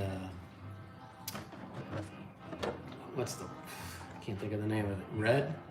Turning Red, Turning the Red. panda movie about the girl. Oh, Yeah, she loved that was that. cool. There was a Kind couple of a coming them. of age. you Yeah, know. Soul came out. Yeah. Luca. Yeah. There was a couple of them during like that COVID span. Right. But now it's all like back to this whatever. Who knows? Part of me wants to go see The Little Mermaid just to cringe the whole time. Just so I can sit there like, Yeah. I'm like, you gotta do. So how are they gonna change "kiss the girl"? Like maybe kiss the girl if she's okay with it, but you better make sure first, because you don't want to get me too. Like what the hell? It's so weird. They seem to be pushing for an Avatar universe, which nobody asked for, or did they? Because don't forget that Avatar is still the highest-grossing movie of all time. Yeah. I think just with their wallets, people said, James, Mr. Cameron, Jim, sir, could we get another one of these Avatar movies? He said, well, how'd the first one do? They said, it was the best movie of all time in terms of how much money it made. He said, I guess I'll make it. Now, did you see the second one? No, I haven't. I haven't either. But I can tell you that I looked this stuff up last night, and it is the it is the third highest grossing movie of all time. God. So they're What the really hell? asking for it. Man. Yeah. Star Wars, the only one that cracks the top 15, I believe, was The Force Awakens. And after that, it was The Last Jedi, and that, I think, was at it was like under the 10 spot. It's all Marvel. If you look at it, and what's funny is it's all Disney. Universal had one movie in the top 10, and it was Jurassic Park. Yeah. And Avatar were 2, and then the other 7 were Marvel and or Disney. The live-action Lion King, top 10 highest-grossing movies of all time. Come on now. I couldn't believe it. Come on. I couldn't believe it. Yep. Yeah, it made like $1.6 billion. I mean, I guess that's just because it's it's in such wide release. Yeah. I mean, it's in so many theaters. People are like, I guess we'll go see it. Nothing else to, I thought it was kind of trash, man. I hated it, like I told you. I thought it was the most ridiculous movie I'd ever Yeah. seen. But Billy Eichner is the meerkat, but the meerkat is Billy Eichner. Divorce, fair point. I know. Hey, listen, I remember seeing Avatar because my grandma wanted to see it, which blew my mind. I remember my grandma calling me, my dad's stepmother technically, and she was like, hey, do you want to go see this movie everybody's talking about? It has 3D glasses that you have to wear. I was like, I guess. Like, I'm not really... And I remember going to see it and I hated it. I was like, this was like basically like the story of like the American Indians or any people who have gotten their land. I'm like, this guy just retold the most basic story of humankind. And he just did it in this amazing, and the visuals just it wasn't enough for me. So I never watched it again. Yeah. Until I started the channel. All those years later, I went to Pandora and I said, at first I didn't know that's what it was based on. I just walked in and I was like, whoa. Pandora was, I was like, this is insane. Yeah. And then I was like, wait, this is from the movie Avatar? I was like, oh yeah, the big blue people and stuff. I'm like, I gotta rewatch that. Rewatched it only a couple years ago and I hated it. Hated it again. Yeah. A couple movies that I've tried to watch, like Mary Poppins is one of those movies. I probably 5 times from when I was 6 to literally 2 years ago during COVID, I have tried to watch Mary Poppins at different points in my life, and I have hated it. Yeah. For the same reasons, equally throughout the whole. I feel like I don't even know what the movie is most of the time when I'm watching it. It's such a disconnected, disjointed, like insane, but people love it. Yeah. I'm like you. I don't Dude, get it. it's so I just can't weird. relate to it. It's so weird. I mean, at the end, like, Mr. Banks is like come to the realization that he's like a bad father, and it's like tuppence a bag, and they're feeding the birds, and I'm like, wait a minute, this was all about like this. What? Yeah. I was like, what was it? And then I watched the movie Saving Mr. Banks. Yeah. That helped me. Oh. I was like, 100%. oh. I'm like, so this P.L. Travers was like a nut job. Yeah. No wonder this book's crazy. Because she's crazy. Walt Disney was looking at her like, hey, could I make up? And she was like, no, I don't respect you enough. Oh, no wonder. Yeah. Must have been awesome for him, though. I mean, if it's any real portrayal, he must have been just like, wow, this lady, I can't believe she's putting up such a fight for me. I did enjoy that movie. It was great. Yeah. They're powerhouses. Yeah. Tom Hanks and what's her name there? She's Mrs. Potts in the new. Yeah. What's her name? I can't think of her name. Oh, that's gonna drive me crazy. She's British. Somebody's got it. Somebody's got it. She's British lady. She played P.L. Travers in that. She played Mrs. Potts in the new Beauty and the Beast too. And she plays a British lot. actress, Angela, world famous. No, that was No. the first. Angela Lansbury was the No, first it's, Mrs. Potts. Emma Thompson. Yes, thank you. Emma Thompson. Thank you. Yep. What's up, Jason? How you doing, man? Yeah, she was amazing in that movie. That perfect British, like, standoffish, like, yeah, she crushed that movie. That was so good. Paul Giamatti as the driver. Yeah. That was great, too. Great piece of casting. He's I have so that same good. pin that he has. I love That him, little man. Walt pin, the little Mickey one. Yeah. Yeah, I have that same pin. Two of my favorite actors, Forever. Paul Giamatti. And Molly and I were just talking about the other guy. We really like John C. Reilly. Mm-hmm. So versatile, you know? If you were to watch, like, Gangs of New York, Yes. and then watch Walk Hard, Walk hard. it's like, Fantastic. this is the same guy. Yes. Such a range. Insane range, yeah. Yeah. No, and not just that, too, because there's a lot of serious movies that I ultimately ended up going back and being like, oh my God, that's John C. Reilly. But that was the big one for me. I remember rewatching Gangs in New York, and I said, shut up, that's the dude from Talladega Nights.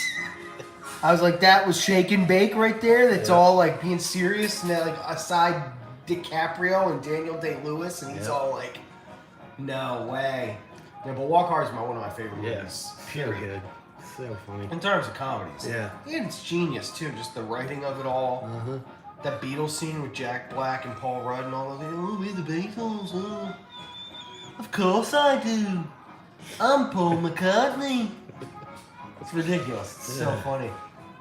He's like, oh, John Lennon, no.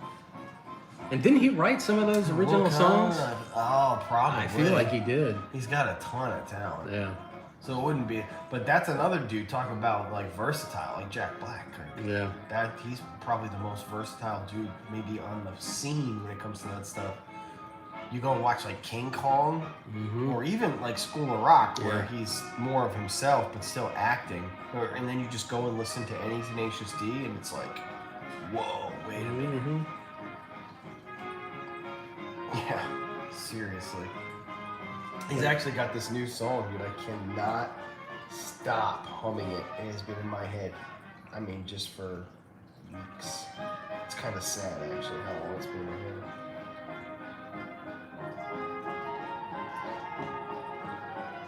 But Paul Giamatti did, I think the best thing he's ever done was he played John Adams in, it was an HBO miniseries, and he was the lead.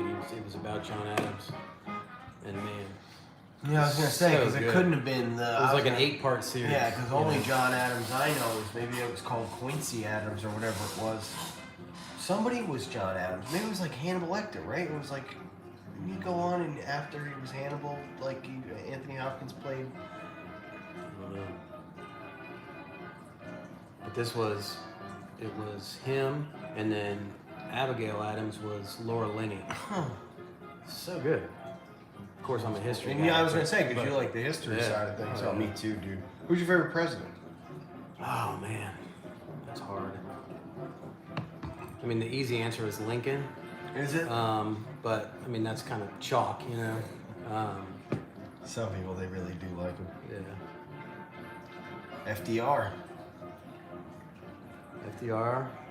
Theodore Roosevelt was Teddy's was the a man. freaking stud. No national you parks know? without Teddy, Yeah. we'd be in trouble. Yeah. Yeah, he was a naturalist beyond belief, and had a crazy, like, life. Yeah. Oh, His yeah. family dying all Right. around him, and like His mother and his wife died on the same day in the same house. Yeah. you know? FDR though was my dude. Yeah. That's my dude. I think it's crazy that in the whole entirety of the Union, it was the only time that we decided some guy was important enough that he was going to be able to like just 4 stay the terms. president. You could just Yep. be the president still. Just stay. Yeah. Like, there's a big war going on, guys. You sure you want me to go? Or like, actually, the whole Constitution thing that we've been going by for the past 200 years, let's just ditch that for just now until we get out the other side of this. Yep. Yeah, I mean the fact that he couldn't walk and like people, you know, it took very long time for that just that type of like pride and stuff, like, you know, I don't know. He was just such a cool dude, and that was probably the toughest time for the country in terms of its. no doubt. I mean, the Civil War, where Yeah. obviously Lincoln had that was a tough moment. Yeah. Well, it's really our toughest moment, brother on brother, like murdering each other at that level. But yeah, I mean, it was World War II was like a call to action in that way. That like, yeah, it was the modern version of Brought that. us out of the Depression. Yeah, And then, that's true. Yeah, you know, the American industrial complex, yeah. the military industrial complex. Yeah, I love history. I'm not like a. Really, the reason I like history is because a lot of the people I like history, like Conan and stuff like that. Like he loves history. Yeah. If a guy like him likes it, then it's probably worth like knowing at least a thing or two. Yeah. Yeah, the presidents are rad. I think like obviously like you said, Teddy Roosevelt's a good one too. But my dude is definitely number one is FDR, but right behind him, George Washington was the craziest guy ever. Dude. To have that kind of, the world had never seen a guy take that kind of power. And he didn't even and want then it. Give it away. He didn't want it. Yeah, and then all he away. wanted to do was go home to Mount Vernon and just farm, chill. Just chill. Yeah. Yeah. They're like, no, sir, we need you to serve, cool. Yeah, and he was like, all right, like, I'll do it. Yeah. And then he was like, actually, I'm going to like set this precedent of... Right.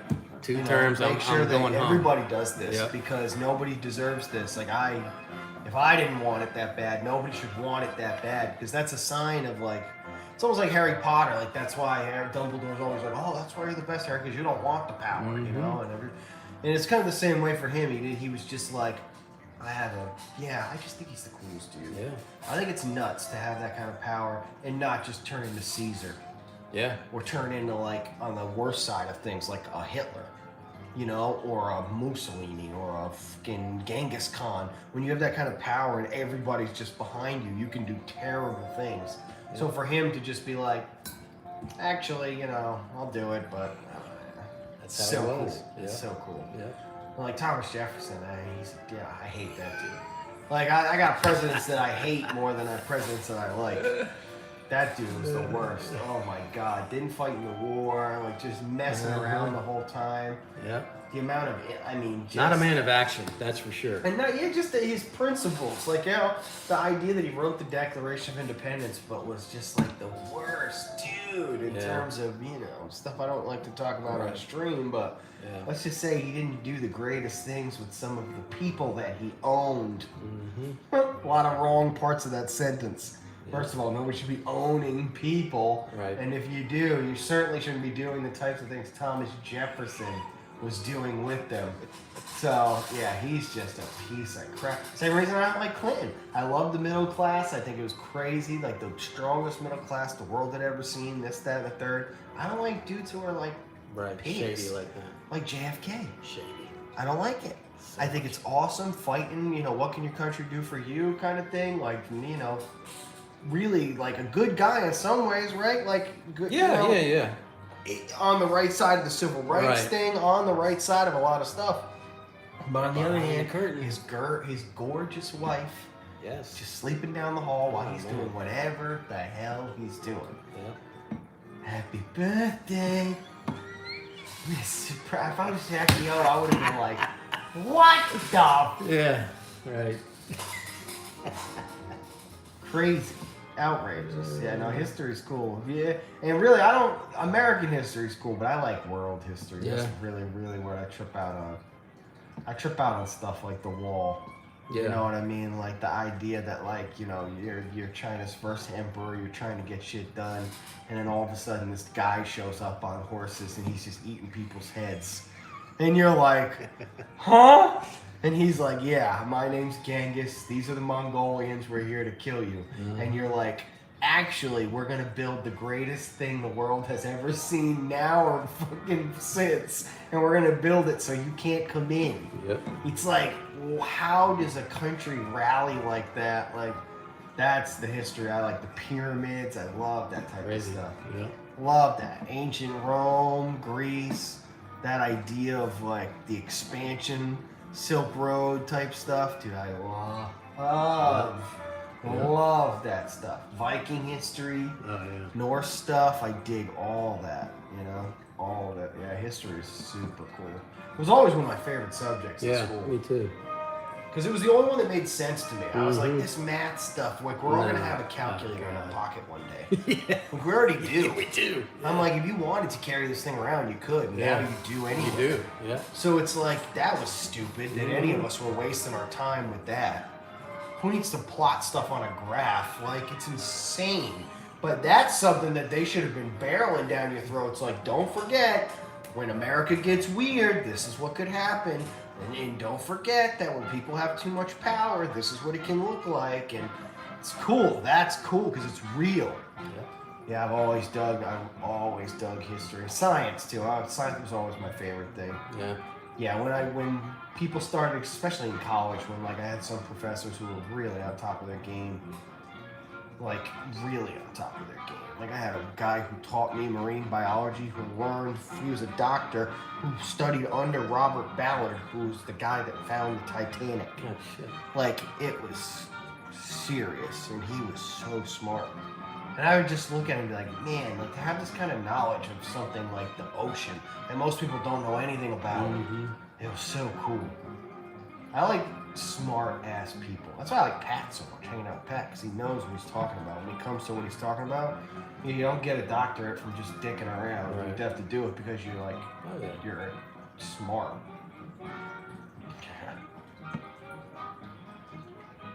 I was thinking that when you said that reading, I was like, damn, I gotta pick up a good book. I haven't read anything in a while. Yeah. For a long time, I would read. I hated reading in high school and in college. You know, but man, when you can read for yourself and not for somebody else, God, man, it's great. It's the best. You know? I love it. It's been a while since I could just find something to pick up and read. Yeah.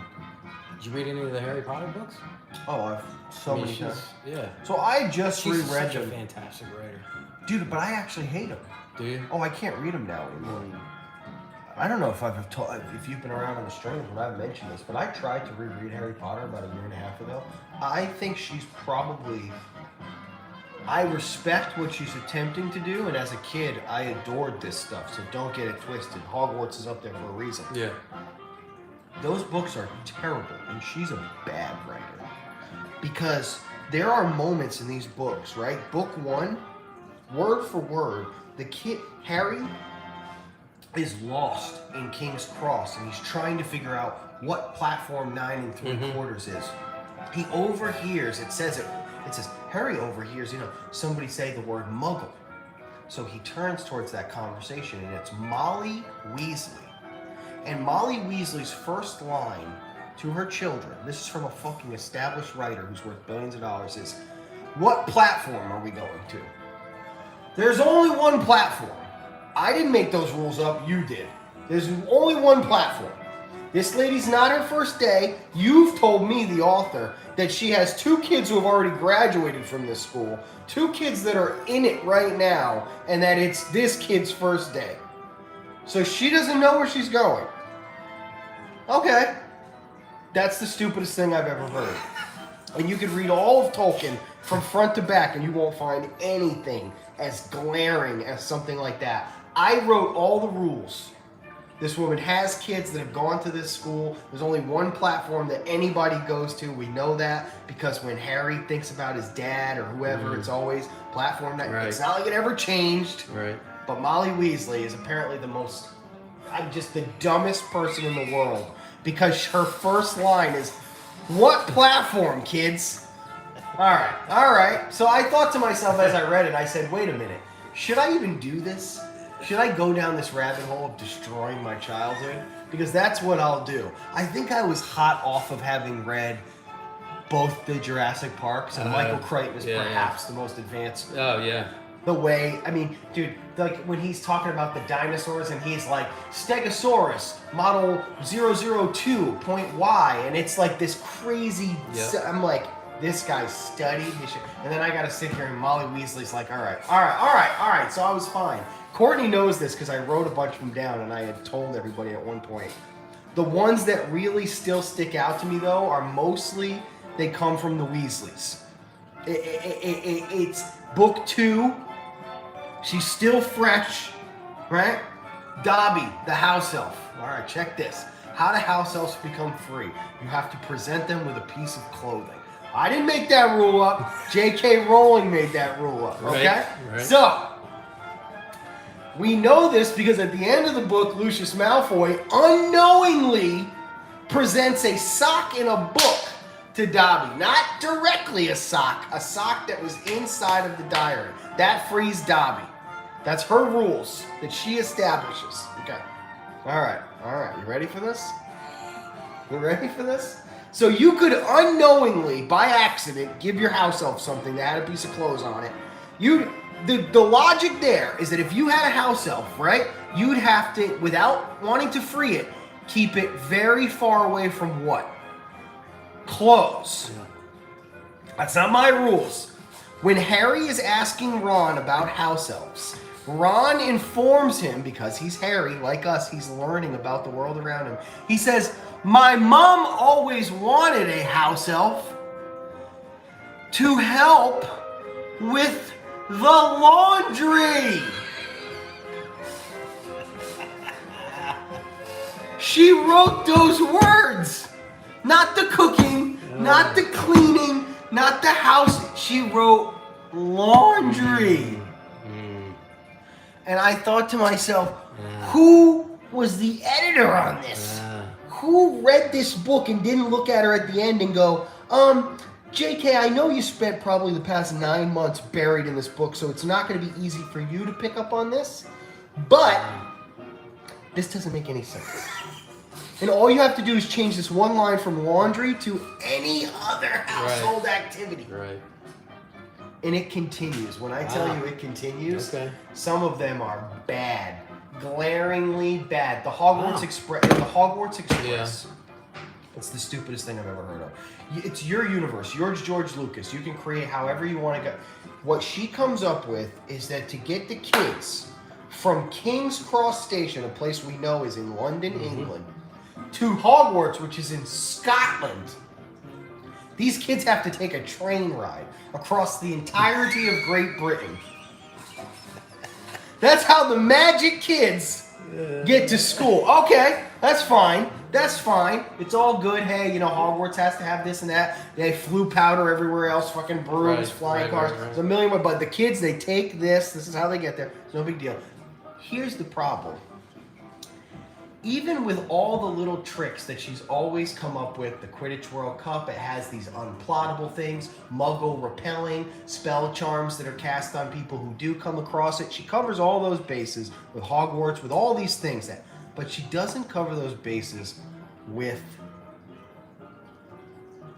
the train. Because that would mean that for the 1,000 miles of train track that Hogwarts runs across, no muggle would have ever come across it. It's not that it doesn't exist. It does exist. So even if some people be like, well, they are unplottable. You couldn't find it on a map. Nobody ever decided to build a house.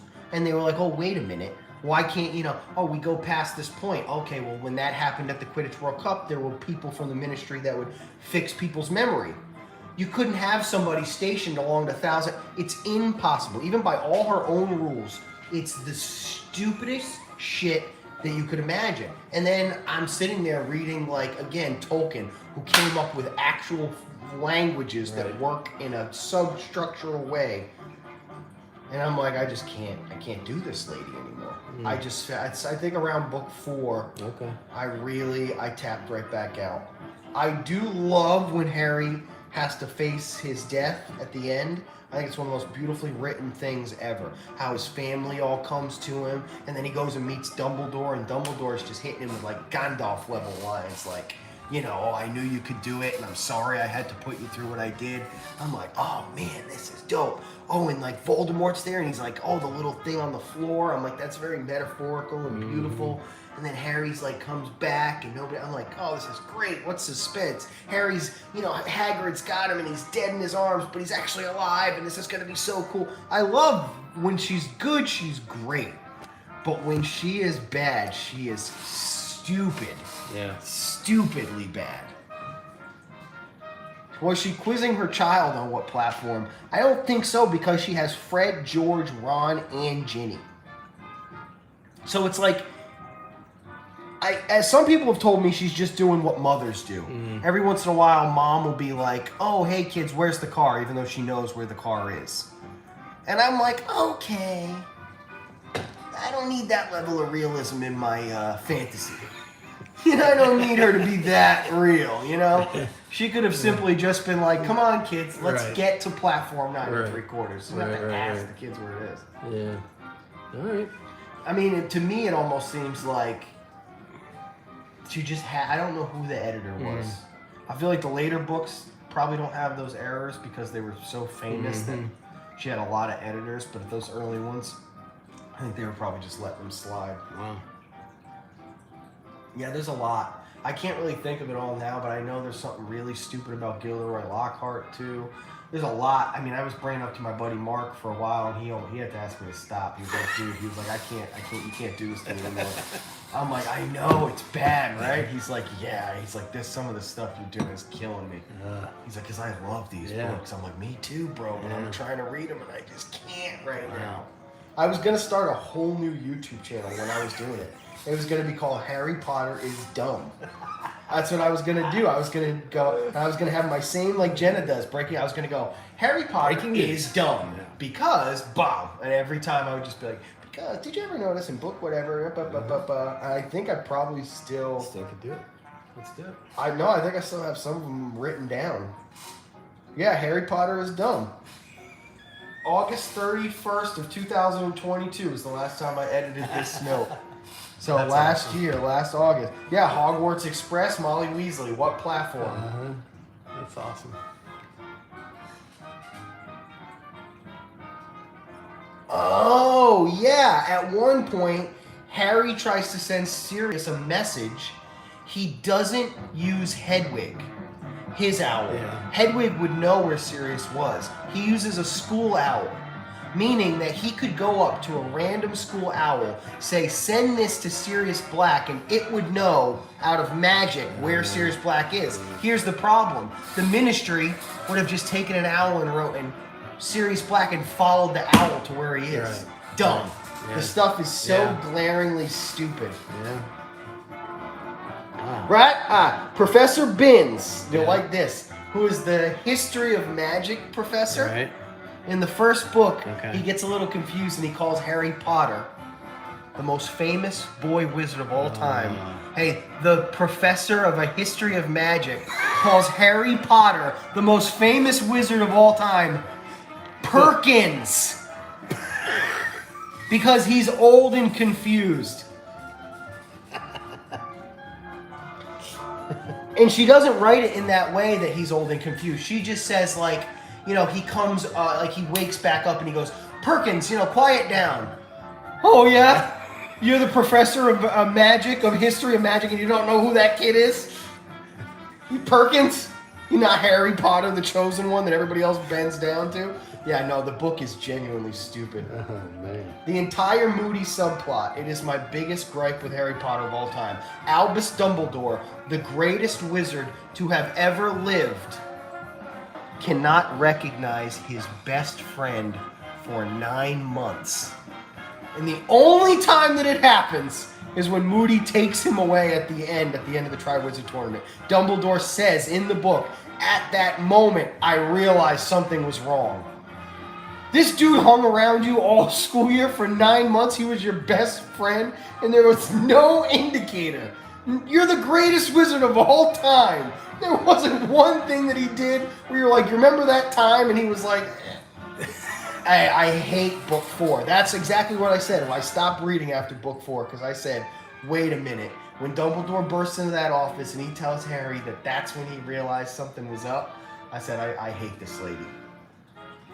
I cannot be led to believe that this is the most powerful wizard of all time.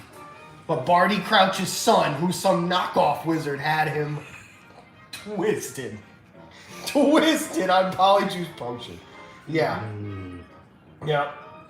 That's funny. Oh, and yeah, they're endless. They're endless. I wrote down so many of them. Again, the amount of people that recognize versus don't recognize Harry Potter in the first book is stupid. Yeah. When he goes into the Leaky Cauldron, everybody stops.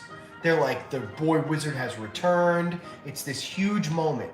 But then, when he's in the shop getting his robes, Malfoy, whose dad was a Death Eater, and certainly would have told this kid all about Harry Potter, right? He talks to Harry like he's just a normal kid. He's like, oh, what house are you going to be in? Oh, where are your parents from or whatever. I'm like, everybody except for the one person that you need a twist later on. You need the twist later on for Malfoy to go, oh, that's Harry Potter, so I don't like him. When you could have liked him before. It's just, dude, it's endless. Wow. No, it's endless. And I read right after I read Lord of the Rings. I read right after a little bit of Game of Thrones because I don't really like that guy. I don't like how he writes from everybody's perspective. I can't do I read the first one, The Winds of Winter or whatever, and it was even him. He's not. Neither one of those guys. I couldn't get into him. They're just on top of their game. They're not making the mistakes that she made in these books.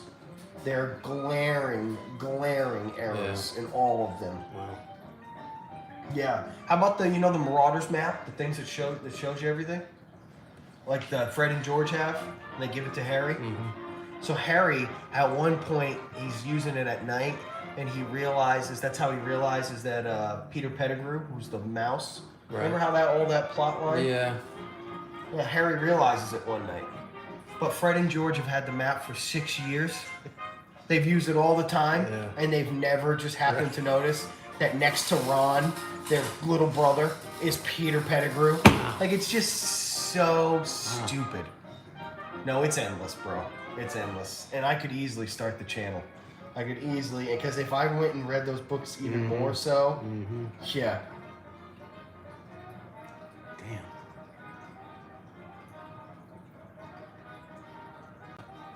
Molly's here.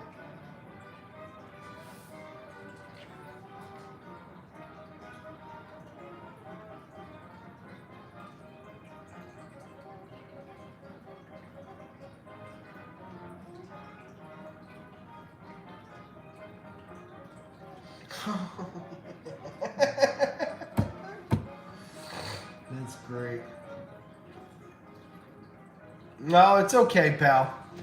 That's all right. Jeff got it. I told him the next time you have to be here, I want you to also try the steaks. You can hear my my Harry Potter tirades.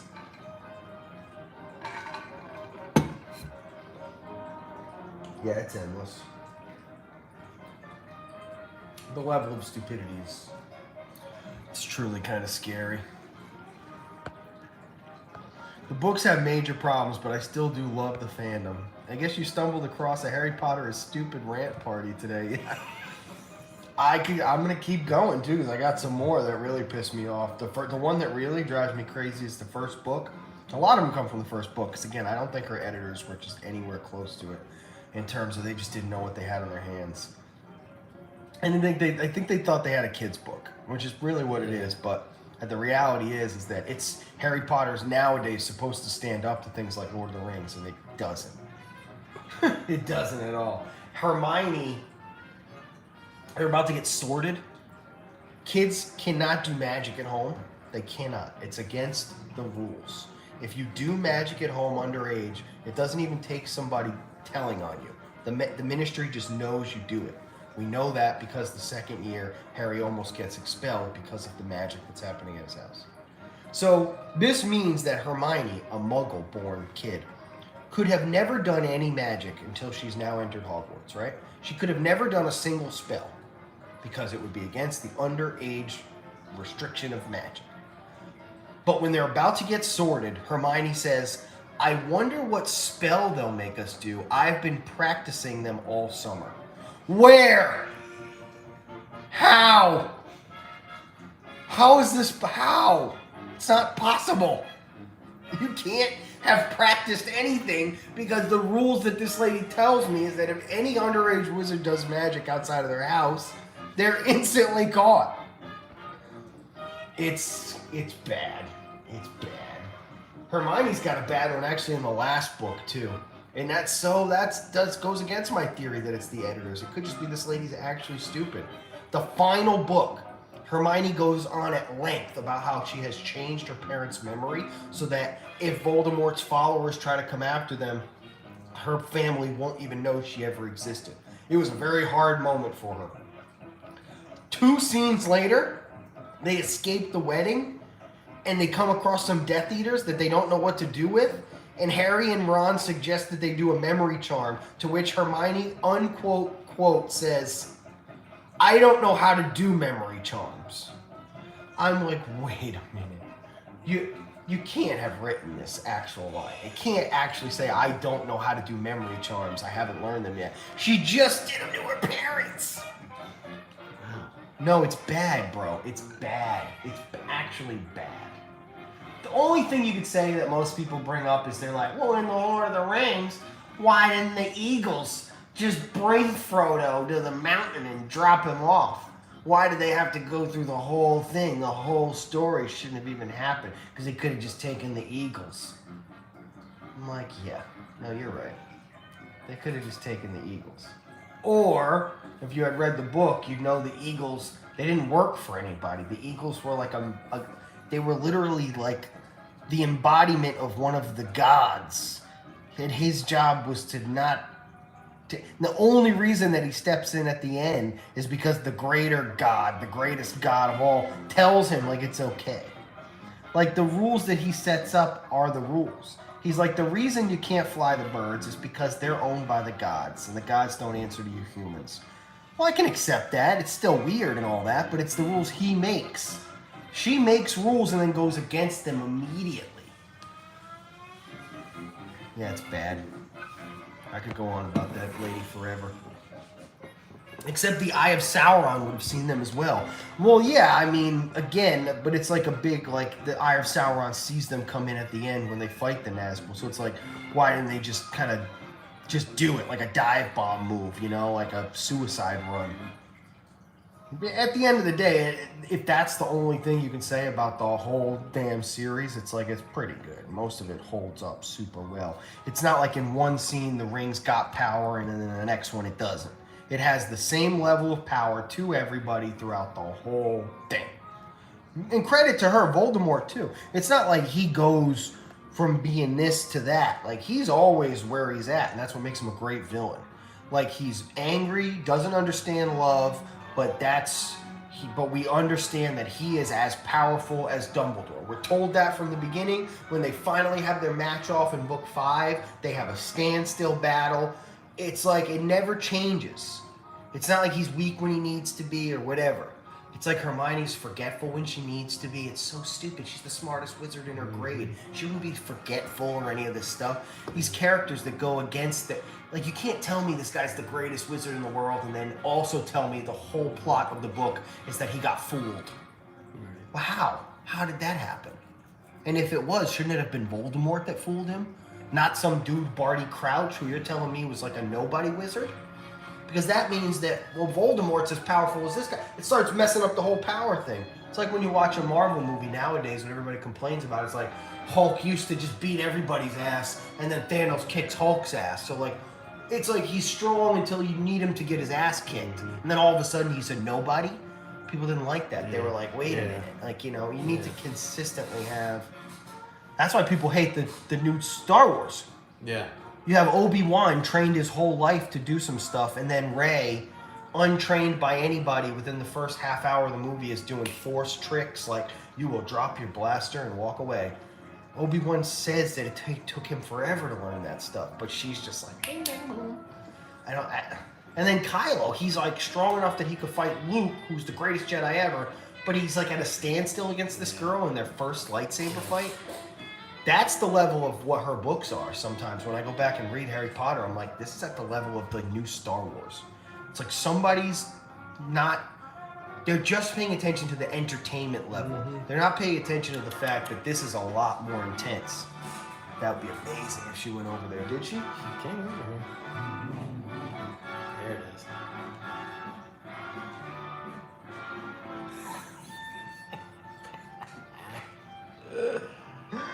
You're like, who is that? Come here, baby. Come here. Come say hi.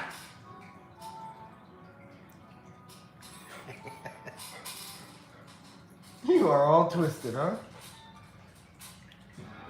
What? Who's that? Who is this guy? Who's it? Who is he? Huh? What is it?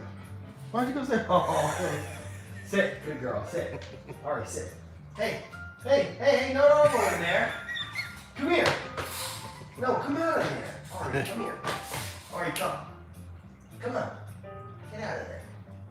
Sit. Sit. Sit. Hey, I'll give you a treat if you sit. Cut you one more little piece of this. I want you to bring it over so Jeff can take it. Sit. Come here. Come. Come here. Sit. All right, sit. Good girl. Sit. Sit. Sit. Sit. Good girl. Good girl. I'm saying I can do that. Whenever you go up, you don't like that. No, you don't want that. Maybe. He's cool, right? Hi. Sweetheart.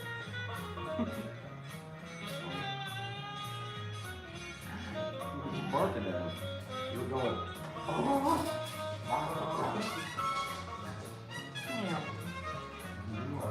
So you can stay right here.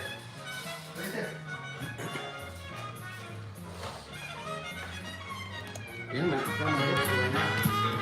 Well, Jeff gave it the certified approval rating. 100%. I'm very happy to hear Yes. this. I got a small microwave in my kitchen. I wouldn't call that small. No, it's standard. Thanks, Vince. Though, what do you got? A giant microwave? I'm not cool like you. Vince is like, I could put a whole turkey in my microwave. Hey, John. Sorry I missed you too, man. My bad. I know. I'm not playing a lot of Pokemon Go right now, sadly. Maybe she wiped her own memory by accident. Yeah, exactly. Yeah, all that money got to her head or something. Plus, I hate her now with all this she's a stuff. It's like, definite shut wackadoo. up, lady. She's a definite wackadoo. Yeah. You seen the there's I'll show you a funny Family Guy clip about her and all that kind of stuff.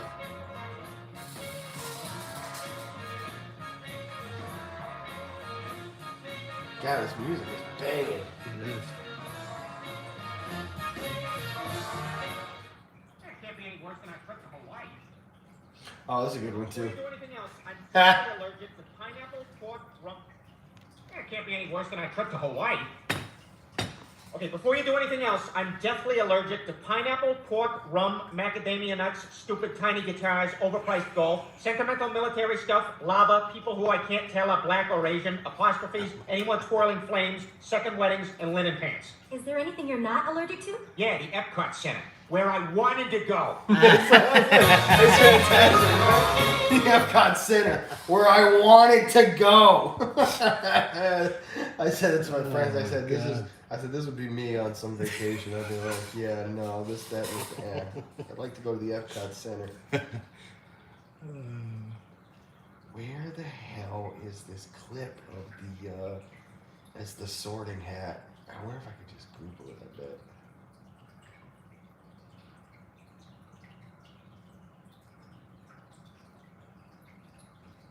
That's so funny. Usually have let's see, we usually find this stuff in no time at all.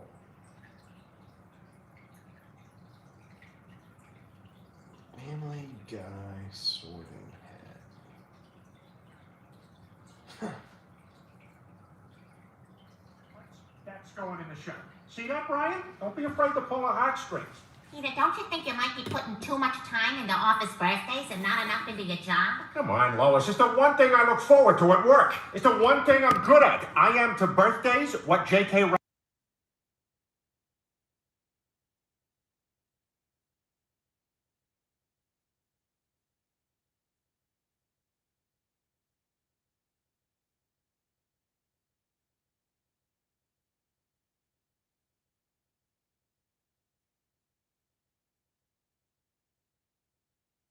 Mute it because I couldn't let that play.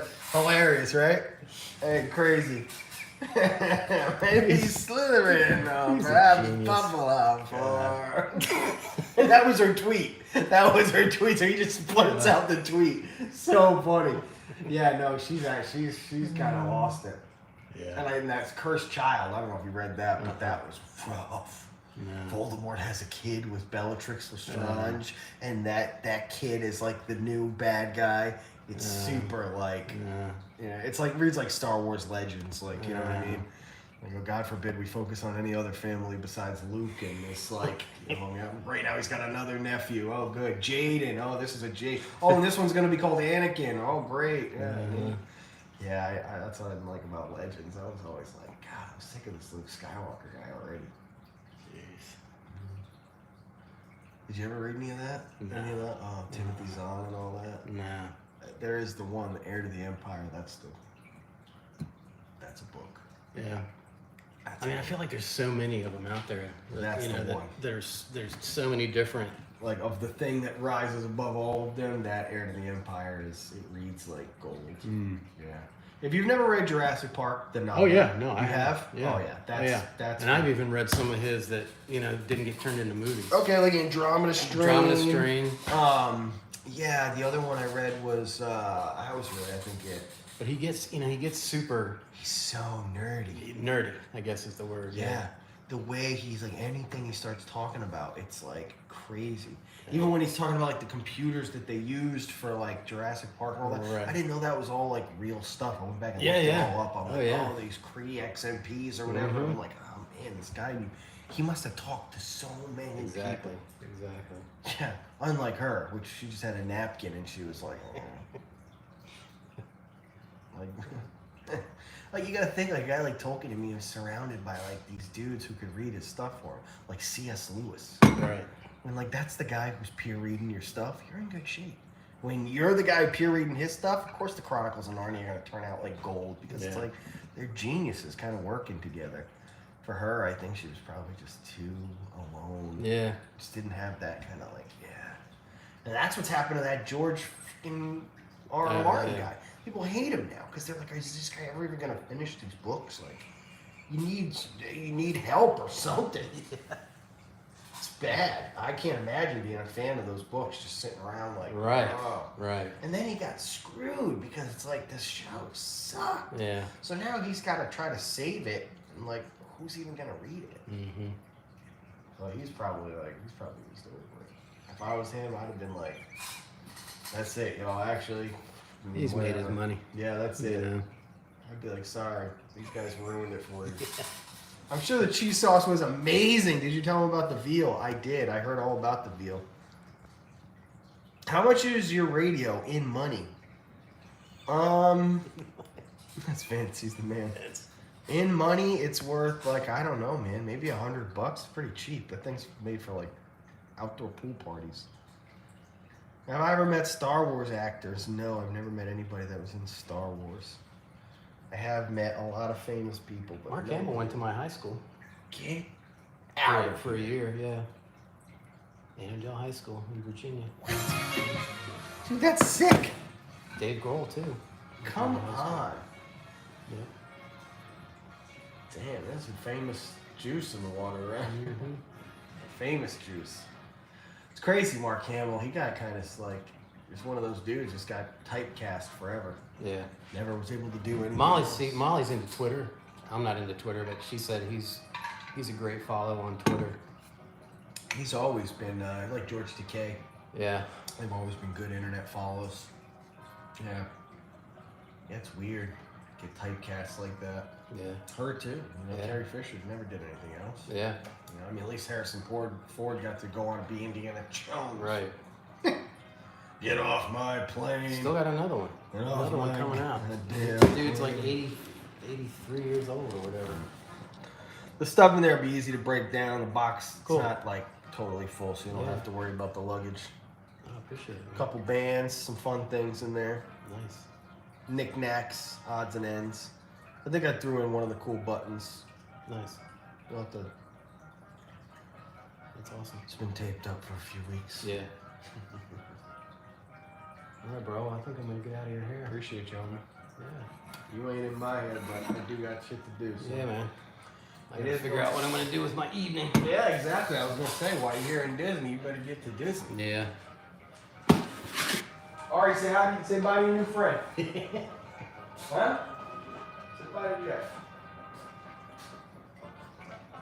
You'll see him again. Hey. See you next time. All right. Yeah, sounds good. All right, buddy. Dude, you appreciate it. Absolutely. Thank you. That was great. See you, everybody. Hopefully, hopefully I can catch you at some point tomorrow. I know, man. I know you Yeah. said that Like I said, you know, We'll it's see gonna how be it kind of a goes. weird day for us, but you know, I'll be I'm around. back here in July, so Oh, good. we'll look it up. I don't have to wait you know. that long. No worries. Safe travels, bro. Have fun out there tonight. Yes, sir. See you, Ari. See you, buddy. Take care, Jeff. Thanks. Molly, there goes your man. Guys, it was a great day. Thanks for being here at the chef's table, hanging out with me and Jeff for a little while. I am gonna start getting some of these dishes done. Tomorrow, we will be doing something in the parks for sure. So I'll see you there. I'm looking forward to it. I was gonna go out tonight, but again, I just wanted to focus on cooking a nice meal for me and my pal. Hitting the button. Look forward to seeing you guys tomorrow. Have a nice night. And see you then.